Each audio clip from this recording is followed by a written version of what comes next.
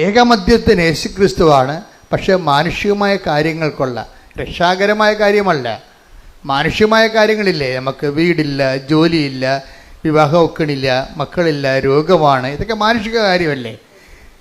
ഏകരക്ഷകൻ എന്ന കൺസെപ്റ്റ് ഈ മനുഷ്യൻ്റെ വീണ്ടെടുപ്പ് നടത്തിയ ദേശമാണ്. അതിന് ഒരു കോംപ്രമൈസും ഇല്ലത്. കർത്താവല്ല, വേറെ ആരും അവിടെ ഇല്ല. ആ സ്പേസിൽ ഏകരക്ഷകനായിട്ട് ക്രിസ്തു മാത്രമേ ഉള്ളൂ. മറിയത്തിൻ്റെ സ്പേസ് എന്ന് പറഞ്ഞാൽ മാനുഷിക ആവശ്യങ്ങളുടെ മേലെ, പ്രത്യേകിച്ച് വേറെ ഒത്തിരിയേറെ മറിയൻ റാങ്കുകളുണ്ടെങ്കിലും സുവിശേഷം തുറക്കപ്പെടുന്നത് അവർക്ക് വീഞ്ഞില്ല എന്ന് അസമയത്ത് പോലും ഈശോൻ്റെ മുമ്പിൽ ആധികാരികമായിട്ട് പറഞ്ഞ് അതിന് സമാധാനം ഉണ്ടാക്കാൻ വേണ്ടി ദൈവം നിശ്ചയിച്ചിരിക്കുന്നതാണ്. അമ്മ കൈയടിച്ച് ശ്രദ്ധിക്കട്ടെ. ഹല്ലേലൂയ ഹല്ലേലൂയ ഹല്ലേലൂയ ഹല്ലേലൂയ യേശുവേ നന്ദി, യേശുവേ സ്തുതി. ഹല്ലേലൂയ ഹല്ലേലൂയ ഹല്ലേലൂയ ഹല്ലേലൂയ യേശുവേ സ്തുതി. ഹല്ലേലൂയ ഹല്ലേലൂയ ഹല്ലേലൂയ ഹല്ലേലൂയ ഹല്ലേലൂയ ഹല്ലേലൂയ യേശുവേ നന്ദി. ഹല്ലേലൂയ ഹല്ലേലൂയ ഹല്ലേലൂയ എന്നേരവും ആരാധനയും സ്തുതിയും പുകഴ്ചയും ഉണ്ടായിരിക്കട്ടെ. പരിശുദ്ധ പരമ ദിവ്യകാരുണ്യത്തിന് എന്നേരവും ആരാധനയും സ്തുതിയും പുകഴ്ചയും ഉണ്ടായിരിക്കട്ടെ. നമ്മൾ രണ്ട് പോയിന്റ്സിലാണ് വ്യക്തത വന്നിരിക്കുന്നത്. ഒന്നെന്താണ്? ഉടമ്പടിക്ക് ഒരു സ്വാഭാവികമായ ഒഴുക്കുണ്ട്, അതിനെ തടയരുത്, ഇല്ലേ? സ്വാഭാവിക ഒഴുക്ക്. രണ്ടാമത്തെ പോയിന്റ് എന്താ പറഞ്ഞത്? ഉടമ്പടി നമുക്ക് റിസ്ക് ഇല്ല, സീറോ റിസ്ക്കാണ്. എന്താ കാര്യം? അത് വൃത്തിയും മേനയുമായിട്ട് നമ്മൾ അവൻ പറയണ പോലെ ചെയ്ത് ജീവിച്ചാൽ അത് അത് അംഗീകരിക്കേണ്ടതും അതിന് ഉത്തരം നൽകേണ്ടതും ആരാണ്? ദൈവത്തിൻ്റെ ഒരു ആവശ്യമാണ്. ഇവിടെ കൃപാസനത്തിൽ ഉടമ്പടി എടുക്കുമ്പോൾ നമ്മുടെ ആവശ്യം മാത്രമല്ല, അമ്മയുടെ പ്രത്യക്ഷീകരണ സഭ ഏറ്റെടുക്കണമെങ്കിൽ എന്ത് ചെയ്യണം? അമ്മയുടെ പ്രത്യക്ഷീകരണം സ്ഥിരീകരിക്കുന്ന അടയാളങ്ങൾ ഉണ്ടാകണമെങ്കിൽ എന്ത് ചെയ്യണം? അടയാളം ഉണ്ടാക്കുന്ന വിധത്തിലുള്ള രീതിയിലുള്ള സത്യസന്ധമായ ആധ്യാത്മിക ജീവിതം ഉണ്ടാകണം. സത്യസന്ധമായ ആധ്യാത്മിക ജീവിതവും പ്രാർത്ഥനാ ജീവിതവും രണ്ടാണ്. നമ്മൾ ആധ്യാത്മിക ജീവിതത്തിന് പറയണത്, പ്രാർത്ഥനാ ജീവിതത്തിനാണ് നമ്മൾ ആധ്യാത്മിക ജീവിതം എന്ന് പറയണത്. പറഞ്ഞ മനസ്സിലായില്ലേ? പ്രാർത്ഥനാ ജീവിതം ആധ്യാത്മിക ജീവിതം ആവണമെന്ന് ഒരു നിർബന്ധവും ഇല്ല. സത്യസന്ധമായ ആധ്യാത്മിക ജീവിതം ശരിക്കും പറഞ്ഞാൽ പ്രാർത്ഥനാ ജീവിതവുമായിട്ട് വ്യത്യാസമുണ്ട്. പ്രാർത്ഥനാ ജീവിതം മോശമാണെന്നല്ല പറഞ്ഞത്. സത്യസന്ധമായ ആധ്യാത്മിക ജീവിതം പ്രാർത്ഥനാ ജീവിതമാകണമെന്ന് നിർബന്ധമില്ല. എന്നുവെച്ചാൽ എല്ലാ പ്രാർത്ഥനാ ജീവിതവും ആധ്യാത്മിക ജീവിതമല്ല. അതറിയണമെന്നുണ്ടെങ്കിലേ നിങ്ങൾ 1 തിമോത്തി 4:8 എടുത്തേ. ശാരീരികമായ പരിശീലനം കൊണ്ട് ശാരീരികമായ പരിശീലനം കൊണ്ട് കുറച്ച് പ്രയോജനമുണ്ട്. എന്നാൽ ആത്മീയത എല്ലാവിധത്തിലും വിലയുള്ളതാണ്. എന്തുകൊണ്ടെന്നാൽ അത് ഈ ജീവിതത്തെയും വരാനിരിക്കുന്ന ജീവിതത്തെയും സംബന്ധിക്കുന്ന വാഗ്ദാനങ്ങൾ ഉൾക്കൊള്ളുന്നു. അപ്പോൾ വാഗ്ദാനങ്ങളിലെ ഈ ജീവിത ആധ്യാത്മികതയിൽ 2 ഘടകങ്ങളുണ്ട്. ഒന്നെന്താണ്?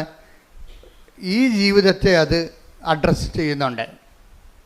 ഈ ജീവിതത്തെ മാറ്റി നിർത്തിക്കൊണ്ട് തൂണുമേ സൈബന്മാരുണ്ടാക്കുന്ന പരിപാടിയില്ല.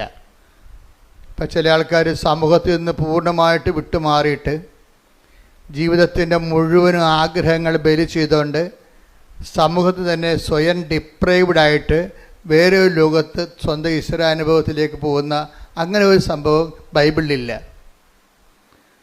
ശാരീരികമായി ഇപ്പോൾ യോഗ പോലെയുള്ള ശാരീരികമായ അഭ്യാസങ്ങളും ആധ്യാത്മികമായിട്ട് ബൈബിൾ കാണുന്നില്ല. അതാണ് അങ്ങനെ എഴുതിയിരിക്കുന്നത്. ഒന്നിനു വായിച്ചേ. ശാരീരികമായ പരിശീലനം. ശാരീരികമായ പരിശീലനം അതൊക്കെ ഒരു ഫിസിക്കൽ എക്സർസൈസാണ്. It's okay. ഫിസിക്കൽ എക്സർസൈസും ആധ്യാത്മികതയും തമ്മിൽ യാതൊരു ബന്ധവുമില്ല. അതാ വിഷയം. ബൈബിൾ ആധ്യാത്മികതയാണ് ഞാൻ സംസാരിക്കുന്നത്. ഫിസിക്കൽ എക്സർസൈസ് അങ്ങനെ പലതരത്തിലുള്ള യോഗാസനങ്ങളുണ്ടാകും, അതുപോലെ. പക്ഷേ അതും ബൈബിളുമായിട്ട് ആധ്യാത്മികതയുമായിട്ട് ബന്ധമില്ല. ഒന്നിനു വായിച്ച ഭാഗം ശാരീരികമായ പരിശീലനം കൊണ്ട് കുറച്ച് പ്രയോജനമുണ്ട്. കുറച്ച് പ്രയോജനമുണ്ട്. അതെ. എന്നാൽ ആത്മീയത എല്ലാവിധത്തിലും വിലയുള്ളതാണ്. എന്തുകൊണ്ടെന്നാൽ അത് ഈ ജീവിതത്തെയും വരാനിരിക്കുന്ന ജീവിതത്തെയും സംബന്ധിക്കുന്ന വാഗ്ദാനങ്ങൾ ഉൾക്കൊള്ളുന്നു. ഇതിനാണ് ഉടമ്പടി എന്ന് പറയണത്. ഉടമ്പടിയുടെ ബേസ്മെന്റ് എന്താണ്? വാഗ്ദാനമല്ലേ. ഉടമ്പടിയുടെ ബേസ്മെന്റ് എന്താണ്? വാഗ്ദാനമാണ്. ഉടമ്പടി എന്തിനാണ് ആശ്രയിച്ചിരിക്കുന്നത്? ഉടമ്പടിയുടെ ഓരോ വിഷയങ്ങൾക്കും കറസ്പോണ്ടിങ് ആയിട്ടുള്ള 8840 വാഗ്ദാനങ്ങളുണ്ട് ബൈബിളിൽ. 8855 വാഗ്ദാനങ്ങൾ ബൈബിളുണ്ടെന്ന് പറയുന്ന ബൈബിൾ പണ്ഡിതന്മാരുണ്ട്. അപ്പോൾ ഈ ദൈവം ക്യാഷ് ആൻഡ് കൈൻഡായിട്ട് ഈ ജീവിതത്തെയും നിത്യജീവിതത്തെയും ബാധിക്കുന്ന നമുക്ക് കിട്ടുന്ന ആനുകൂല്യങ്ങളെ ദൈവം പ്രഖ്യാപിച്ചിരിക്കുന്ന വാഗ്ദാനത്തിൻ്റെ രീതിയിലാണ് വാഗ്ദാനം. അപ്പോൾ ഈ വാക്കിൻ്റെ ഉള്ളിലാണ് ദൈവം ദാനം വെച്ചിരിക്കുന്നത്. അപ്പം നമ്മൾ ഉടമ്പടിയിലൂടെ നമ്മൾ എന്താ ചെയ്യണത്? ഈ വാക്കിൻ്റെ ഉള്ളിലിരിക്കുന്ന ദാനത്തെ പുൾ ഔട്ട് ചെയ്യാൻ ടു പ്രോമിസ് തരേ, ഞാൻ പുസ്തകത്തിൽ എഴുതിയിട്ടുണ്ട്. എൻ്റെ പ്രൊമിത്തരെ, പ്രോമിസ് മീൻസ് അതിൻ്റെ മൂലം എന്താണ്? ലാറ്റിനാണ്. പ്രോമിസ് എന്നുള്ള ലത്തീൻ ഇംഗ്ലീഷ് വാക്കിൻ്റെ മൂലം, അതിൻ്റെ റൂട്ട് എന്ന് പറഞ്ഞാൽ ലത്തീൻ വാക്ക് പ്രൊമിത്തരെ. പ്രൊമിത്തരയുടെ റൂട്ട് മീനിങ് ആണ് ടു പുൾ ഔട്ട്, വലിച്ച് പുറത്തെടുക്കണമെങ്കിൽ എന്ത് ചെയ്യണം? ബലം ഉണ്ടാകണം. എന്ത് ബലമാണ്? ജിംനാസ്റ്റിക് ബലമല്ല, ആത്മീയ ബലമുണ്ടാകണം. ദൈവത്തിൻ്റെ വാഗ്ദാനങ്ങൾ പ്രാപിക്കാൻ വേണ്ടി നമുക്ക് ശാസ്ത്രീയമായിട്ട് എന്താ ഉണ്ടാകേണ്ടത്? ആത്മീയ ബലമാണ് ഉണ്ടാകേണ്ടത്. ദൈവത്തിൻ്റെ വാഗ്ദാനം പ്രാപിക്കാൻ വേണ്ടി അതുകൊണ്ടാണ് പൗലോസ് പറയണത് ശാരീരിക അതുകൊണ്ട് കുറച്ച് പ്രയോജനമൊക്കെ ഉണ്ടെന്ന്. ഒരു ഡിസിപ്ലിൻ കിട്ടുമായിരിക്കും, പക്ഷേ ലക്ഷ്യം സാധിക്കുക അത് മാർഗമല്ലേ? അതൊക്കെ മാർഗമാണ്. ലക്ഷ്യം എന്താണ്? ലക്ഷ്യം സാധിക്കുന്നത് എന്ത് വേണം? ആധ്യാത്മികത എല്ലാത്തിലും പ്രധാനപ്പെട്ടതാണ്. അതെന്താണ്? അത് ഈ ജീവിതത്തിൻ്റെയും വരാൻ പോകുന്ന ജീവിതത്തിൻ്റെയും വാഗ്ദാനങ്ങളെയാണ് അടിസ്ഥാനപ്പെടുത്തുന്നത്. വാഗ്ദാനം എത്രയാണ്? 8850 വാഗ്ദാനങ്ങൾ അല്ലെങ്കിൽ 55 വാഗ്ദാനങ്ങൾ. അതിലെന്തെല്ലാം ഉണ്ട്? ഈ ജീവിതമുണ്ട്, പിന്നെ വരാനിരിക്കുന്ന ജീവിതമുണ്ട്. ഇപ്പോൾ ഈ വരാനിരിക്കുന്ന ജീവിതത്തെയാണ് ഉടമ്പടി കാർക്കശ്യമായിട്ട് ചിലർ പണ്ട് ഞാൻ പറഞ്ഞിട്ടുണ്ടായി. അതായത് ഉടമ്പടി എന്ന് പറയുന്നത് നിത്യതയിലേക്കുള്ള എക്സ്പ്രസ് ഹൈവേ ആണെന്ന് പറഞ്ഞു. പ്രൊഫസർ ടോയ് തോമസ് ഇത് റീകോട്ട് ചെയ്യുന്നുണ്ട്. എന്താണ്? അച്ഛൻ പറഞ്ഞിട്ടുണ്ട് ഉടമ്പടി എന്ന് പറയുന്നത് നിത്യതയിലേക്കുള്ള എക്സ്പ്രസ് ഹൈവേ ആണെന്ന്. എന്താ കാര്യം? ഉടമ്പടിയിൽ അവൻ പറയണത് പോലെ ചെല്ലുകയല്ല, പിന്നെ എന്താണ്? ചെയ്യുകയാണ്. ഇപ്പം നിത്യത എന്ന് പറയുന്ന വിഷയത്തിൽ ചെയ്യുക എന്നുള്ള കോൺസെപ്റ്റും ആയിട്ട് ലിങ്ക് ചെയ്തിരിക്കുകയാണ്. നിത്യത നമ്മൾ ചെല്ലുന്നതിലല്ല ഇരിക്കുന്നത്, പിന്നെ എന്തിലാണ്? ചെയ്യുന്നതിലാണ് ഇരിക്കുന്നത്. മത്തായി ശ്രീകാട് സുവിശേഷം 25:34 അനന്തരം രാജാവ് തന്റെ വലതുഭാഗത്തുള്ളവരോട്, ഈശോ വീണ്ടും വിജയശ്രീ ലാളിതനായി യുഗാന്ത്യത്തിലെ യുഗങ്ങളുടെ രാജാവായി എഴുന്നള്ളുന്നതിനെ കുറിച്ച് പറയുന്നതാണ്. കർത്താവിൻ്റെ രണ്ടാം വരവിനെ കുറിച്ച് പറയുന്നതാണ്. എന്താണ്? അനന്തരം രാജാവ് തന്റെ വലതുഭാഗത്തുള്ളവരോട് അരുൾ ചെയ്തു, എന്റെ പിതാവിനാൽ അനുഗ്രഹിക്കപ്പെട്ടവരെ വരുവിൻ. ലോകസ്ഥാപനം മുതൽ നിങ്ങൾക്കായി സജ്ജമാക്കിയിരിക്കുന്ന രാജ്യം അവകാശപ്പെടുത്തുവിൻ. ഈ രാജ്യം അവകാശപ്പെടുമ്പോഴാണ് രക്ഷിക്കപ്പെടുന്നത്. അല്ലാതെ വെള്ളം കോരി ഏതെങ്കിലും തൊടി പോയി മുങ്ങിയാൽ പൊങ്ങി വരുമ്പോൾ രക്ഷിക്കപ്പെടത്തില്ല. അതെപ്പോഴും നമ്മൾ അറിയണം. വൃത്തിമേനയായിട്ട് ബൈബിൾ അറിയണം, അല്ലെങ്കിൽ അബദ്ധത്തിൽ പോയി ചാടും. ഏതെങ്കിലും വെള്ളത്തിൽ പോയി പൊങ്ങി വരുമ്പോൾ രക്ഷിക്കപ്പെടത്തില്ല. രക്ഷിക്കപ്പെടുമെന്നുണ്ടെങ്കിൽ അവസാന നിമിഷങ്ങളിൽ ആ രാജ്യം കൈവശമാക്കണം. ഇതെല്ലാം ബാക്കിയുള്ള എല്ലാ സംരംഭങ്ങളും ഒരു മാർഗങ്ങളാണ്. ലക്ഷ്യം സാധിക്കണമെങ്കിൽ തന്നെ ലക്ഷ്യം സാധിച്ചെന്ന് നമ്മൾ പഠിക്കാൻ തുടങ്ങിയിട്ടില്ല. അതുകൊണ്ട് തന്നെ സർട്ടിഫിക്കറ്റ് കിട്ടിയുള്ള അവസ്ഥ അതെന്ത് കള്ള സർട്ടിഫിക്കറ്റ് ആയിരിക്കും. നമ്മൾ പഠിക്കാൻ തുടങ്ങിയിട്ടില്ല, നമ്മൾ 10ാം ക്ലാസ് ചേർന്നിട്ടേ ഉള്ളൂ. അപ്പം തന്നെ 10ാം ക്ലാസ്സിന് സർട്ടിഫിക്കറ്റ് കിട്ടിക്കണേ രക്ഷിക്കപ്പെട്ടെന്ന് പറയും. അത് കള്ള സർട്ടിഫിക്കറ്റ് അല്ലേ അത്? അപ്പോൾ അത് അനന്തരൻ രാജാവ്, ഇതിനെക്കുറിച്ചൊക്കെ ബുദ്ധി ഉണ്ടാകണം, ഇതൊക്കെ മനസ്സിലാക്കാനുള്ള കഴിവുണ്ടാകണം. എന്താ ഒന്നിനു വായിച്ചേ? അനന്തരൻ രാജാവ് തന്റെ വലതുഭാഗത്തുള്ളവരോട് അരുൾ ചെയ്യും. എന്റെ പിതാവിനാൽ അനുഗ്രഹിക്കപ്പെട്ടവരെ വരുവിൻ. ലോകസ്ഥാപനം മുതൽ നിങ്ങൾക്കായി സജ്ജമാക്കിയിരിക്കുന്ന രാജ്യം അവകാശപ്പെടുത്തുവിൻ.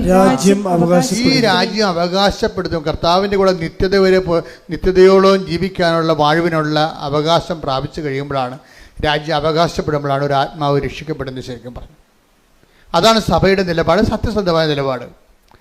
അച്ഛൻ പറഞ്ഞു വരുന്നതിൻ്റെ കാരണം എന്താ ഇവിടെ അവസാനം ചോദിക്കണത്?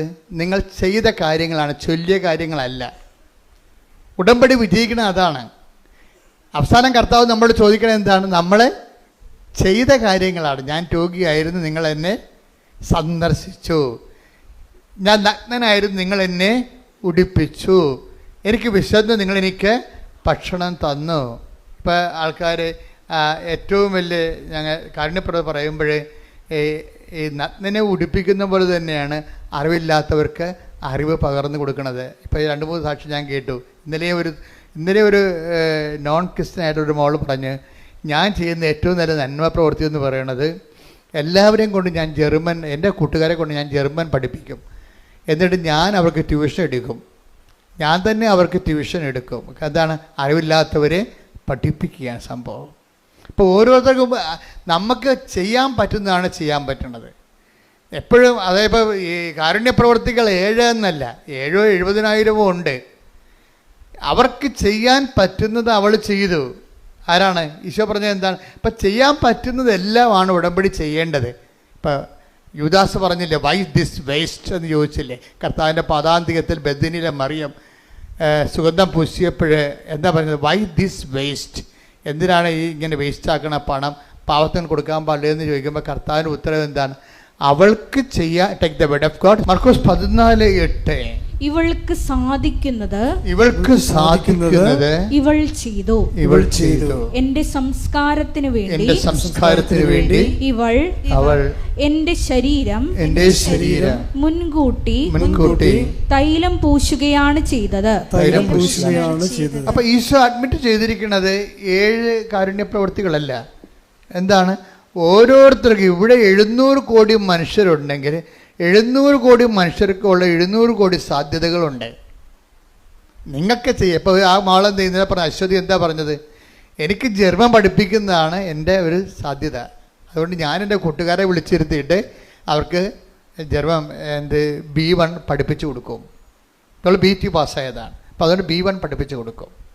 ഉടമ്പടിയിൽ എന്തുമാത്രം നന്മ പ്രവർത്തികളാണ് നടക്കുന്നത്. കഴിഞ്ഞ ദിവസങ്ങളിലേ ജുബിൻ എന്നും പറഞ്ഞൊരു സാക്ഷിയുണ്ട്. എഞ്ചിനീയറിംഗ് സ്റ്റുഡൻ്റാണ്.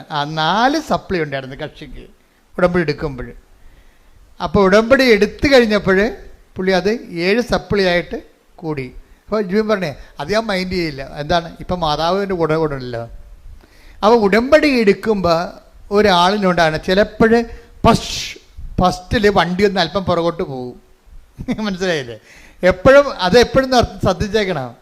പക്ഷെ അത് നല്ല ജ്ഞാനമുള്ളത് കാരണം ഇവന് നല്ലൊരു ജ്ഞാനമുണ്ട്. അവൻ്റെ പഠിപ്പിനത്തെ ജ്ഞാനമുണ്ട്. അതുകൊണ്ട് എനിക്ക് കുഴപ്പമില്ല. അമ്മ ഉണ്ടല്ലോ കൂടെ. ഇപ്പം സപ്ലി കൂടിയേ, 3 സപ്ലി കൂടി. പരീക്ഷയുടെ അരിയർ വന്ന് കൊടിശിക വന്ന് തോറ്റു. 7 നേരത്തെ 4 തോറ്റുള്ളൂ, ഇപ്പോൾ 7 തോറ്റു. പക്ഷെ അതുകൊണ്ട് അവന് പ്രശ്നമില്ല. പല ആൾക്കാർക്കും പ്രശ്നം ഇതാണ്, അയ്യോ ഞാൻ ഉടമ്പടി എടുത്തല്ലോ എന്നിട്ടിപ്പോൾ മുമ്പത്തൊക്കെ കടമായല്ല, മുമ്പത്തൊക്കെ പ്രശ്നമായല്ല എന്നല്ല. അങ്ങനെയല്ല. ഉടമ്പടി എടുത്തപ്പോൾ എന്താ ഉള്ളത്? അവൻ പറഞ്ഞ കറക്റ്റാണ് കാര്യം. ഇവിടെ ഇപ്പോൾ അമ്മ എൻ്റെ കൂടെ ഉണ്ടല്ലോ ഒന്ന്.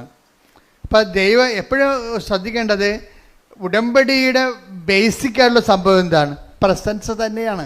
ഒരു സംശയമില്ല. ഉടമ്പടിയുടെ ബേസിക്ക് ഇത് നമ്മൾ ഒറ്റയില്ല. കാര്യം മനുഷ്യൻ്റെ വിഷയം ആദ്യകാലം പോലെ അങ്ങനെയല്ലേ? ആദ്യകാലം പോലെ ഇപ്പം പുരുഷനെ സൃഷ്ടിച്ചപ്പോൾ ദൈവം എന്താ പറയണത്? മനുഷ്യന് ഏകനായിരിക്കണത് അതൊരു നല്ല കാര്യമല്ലേ? കാര്യം ചിലപ്പോൾ അവന് നിരാശ കൊണ്ട് തന്നെ ചിലപ്പോൾ ആത്മഹത്യ ചെയ്ത് വരും. കാര്യം മനുഷ്യൻ്റെ ഒരു വിഷയം മനുഷ്യൻ്റെ ഒരു ക്രീച്ചർ ലെവലിൽ അങ്ങനെ ഏകസ്ഥമായിട്ട് അങ്ങനെ തുടരാൻ പാടാണ്. അതിനെന്ത് ചെയ്യും? അതിന് മനുഷ്യൻ 2 കാര്യം ചെയ്യും. ചില ആൾക്കാർ ചേർന്ന ഇണയെ മനുഷ്യമായിട്ട് തന്നെ കണ്ടെത്തും. ഭൂരിപക്ഷം പേര് അങ്ങനെ ചെയ്യും. ഞങ്ങളെപ്പോഴുള്ളവർ ദൈവസേവ ശുശ്രൂഷയായിട്ട് ദൈവ സാന്നിധ്യം കണ്ടെത്തും.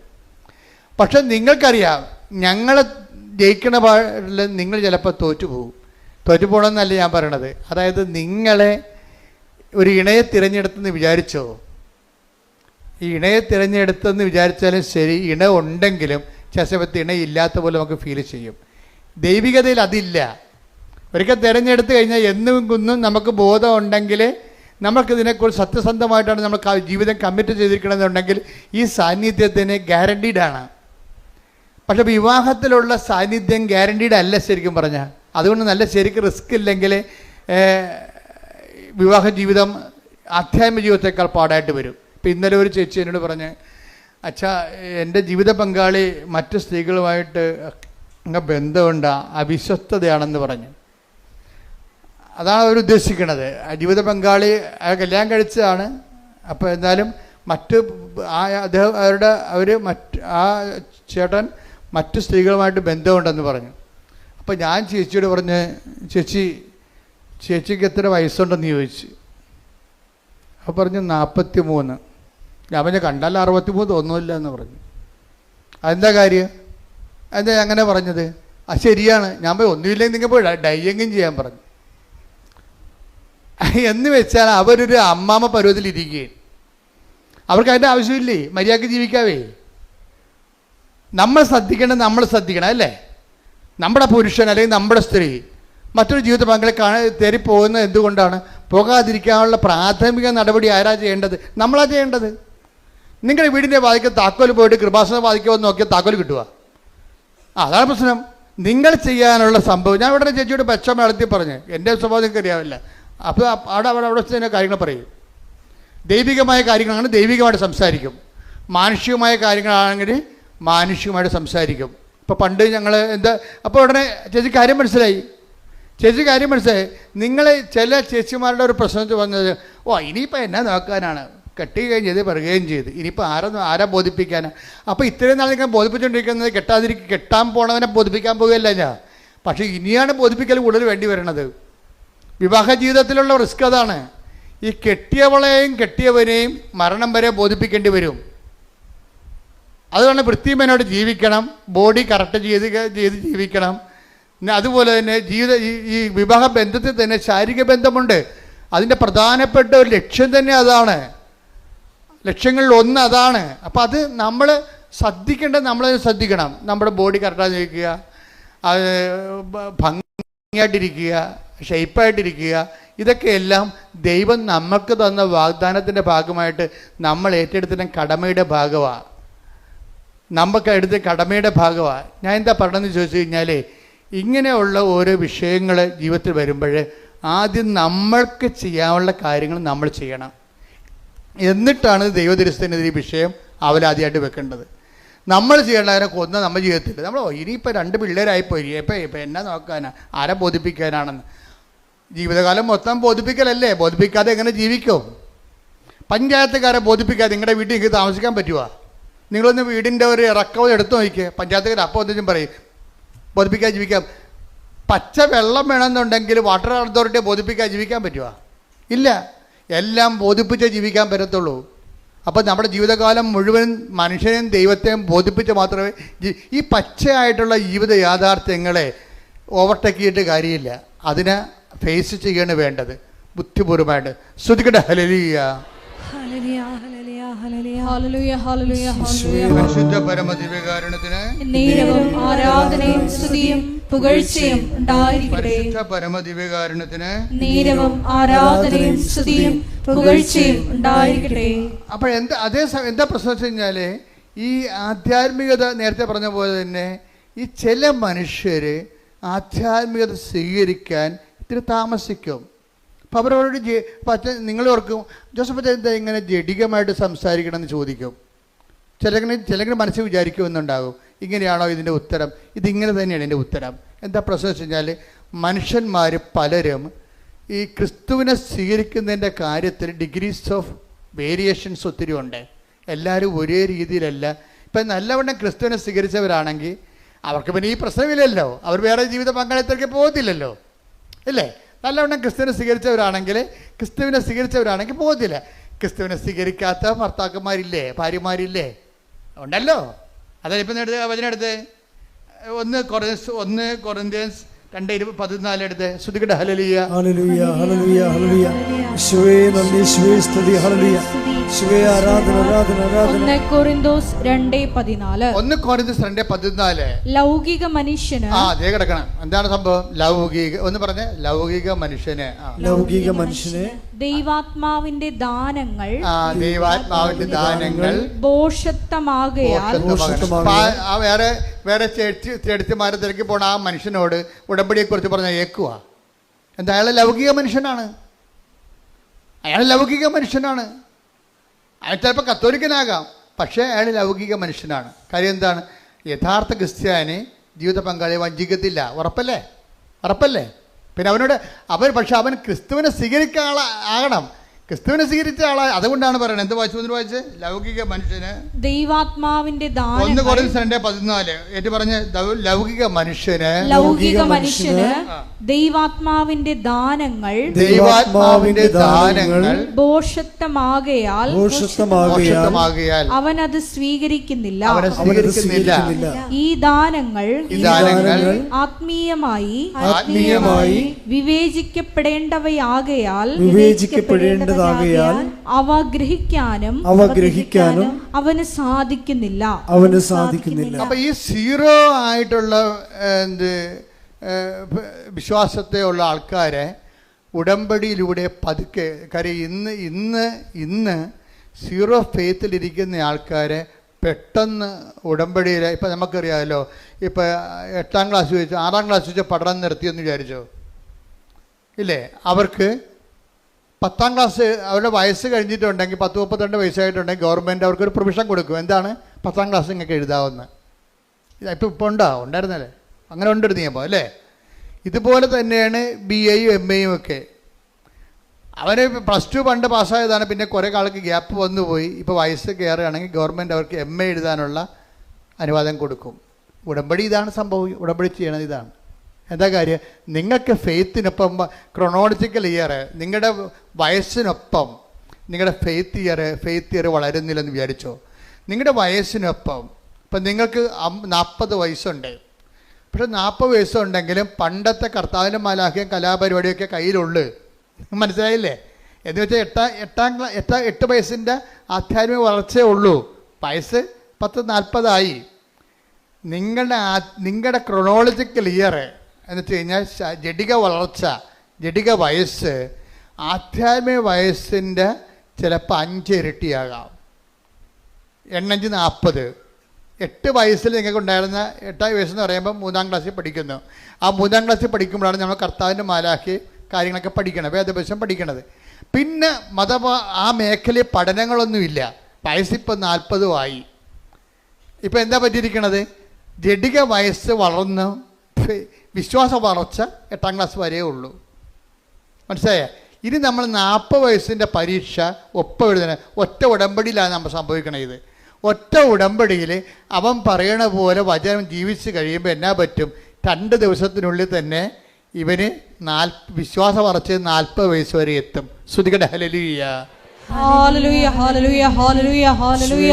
യേശുവേ ആരാധന. ഹല്ലേലൂയ ഹല്ലേലൂയ ഹല്ലേലൂയ. യേശുവേ ഞങ്ങളുടെ ക്രോണോളജിയോടൊപ്പം തന്നെ വളരുവാൻ, കൂടുതൽ വളരുവാൻ ആരാധനയിലൂടെ ഞങ്ങൾ അഭിഷേകിക്കുന്നു. അതായത് ഈ ഉടമ്പടിയുടെ ഏറ്റവും വലിയ ശക്തി എന്ന് പറയുന്നത്, ഇത് എത്ര ആധ്യാത്മികമായിട്ട് തോറ്റ് തുന്നമ്പാടി കിടക്കുന്നവനെയും അത് വൃത്തിമെനയായിട്ട് ഉടമ്പടിയിലേക്ക് അവന് അത് പ്രയോഗത്തിൽ കൊണ്ടുവരുമ്പോൾ പെട്ടെന്ന് ഇവൻ്റെ ഫെയ്ത്ത് ഇയർ അവൻ്റെ വയസ്സിനേക്കാൾ കൂടുതലാകും. നമുക്കറിയാമല്ലോ, എപ്പോഴും ഇപ്പം നമ്മളൊരു ലെൻസ് ഒരു തീപ്പെട്ടിക്കൊള്ളി എടുത്ത് വെച്ചു. അപ്പോൾ നമ്മൾ എന്നിട്ട് ലെൻസ് എടുത്തിട്ട് സൂര്യന് നേരെ പിടിച്ചു. അപ്പോൾ ലെൻസ് പിടിക്കുമ്പോൾ തന്നെ തീപ്പെട്ടിക്കൊള്ളി കത്തത്തില്ലല്ലേ? ആ ലെൻസിൻ്റെ സൂര്യപ്രകാശം ഫോക്കസ് ചെയ്തിട്ട് ആ മരുന്നിലേക്ക് കുറച്ച് നേരം അങ്ങനെ ഫോക്കസ് ചെയ്യുമ്പോൾ തീപ്പെട്ടിക്കൊള്ളിയുടെ മരുന്ന് വശം പുകഞ്ഞ് കത്തും. അതുപോലെ ഉടമ്പടി കൃത്യതയിലേക്ക് അവൻ പറയണ പോലെ ചെയ്യുമ്പോൾ ആ ചെയ്യാൻ പറ്റിയ ദൈവസ്നേഹം ഉണ്ടാകണം, ആ ചെയ്യാൻ പറ്റിയ ദൈവവിശ്വാസം ഉണ്ടാകണം, ആ ചെയ്യാൻ പറ്റിയ ദൈവപ്രത്യാശ ഉണ്ടാകണം. ഇതിന് അറിവിൻ്റെ പ്രത്യാശയുണ്ട്, അഭിഷേക പ്രത്യാശയുണ്ട്. അതാണ് വിഷയം. ഒരു വിഷയം നമ്മൾ അറിവിൽ ചെയ്യുമ്പോൾ അറിവിൻ്റെ പ്രത്യാശ ഉണ്ടാകത്തുള്ളൂ. ഒരു വിഷയം നമ്മൾ അനുഭവത്തിൽ ചെയ്യുമ്പോൾ അഭിഷേക പ്രത്യാശ ഉണ്ടാകും. അപ്പം നിങ്ങൾ പറയാം, അച്ഛാ മനസ്സിലാകണില്ലെന്ന് പറയും. ഞാൻ അത് മനസ്സിലാക്കി തരാം. അതെന്താ അപ്പോൾ സംഭവിച്ചു കഴിഞ്ഞാൽ, നമ്മൾ ദൈവസ്നേഹത്തോടെയാണ് നിങ്ങൾ അവൻ പറയണ പോലെ ചെയ്യണമെന്നുണ്ടെങ്കിൽ അത് പെട്ടെന്ന് നമുക്ക് ദൈവത്തെ അനുഭവിക്കാൻ പറ്റും. ദൈവസ്നേഹത്തോടെയാണ് നമ്മൾ ഓരോ വിഷയവും. ഇപ്പോൾ ഈ പ്രൊഫസർ ടോയ് തോമസ്, വൈഫിൻ്റെ അസുഖം അറിയാമല്ലോ. വൈഫിൻ്റെ ചെറിയ അസുഖമൊന്നുമല്ല. ആ വൈഫിൻ്റെ അസുഖം ആദ്യം ലിംഫോമ എന്ന് പറയുന്ന മുഴയുന്ന ക്യാൻസർ ആണെന്നാണ് ആദ്യം ഡിക്റ്റേറ്റ് ചെയ്തത്.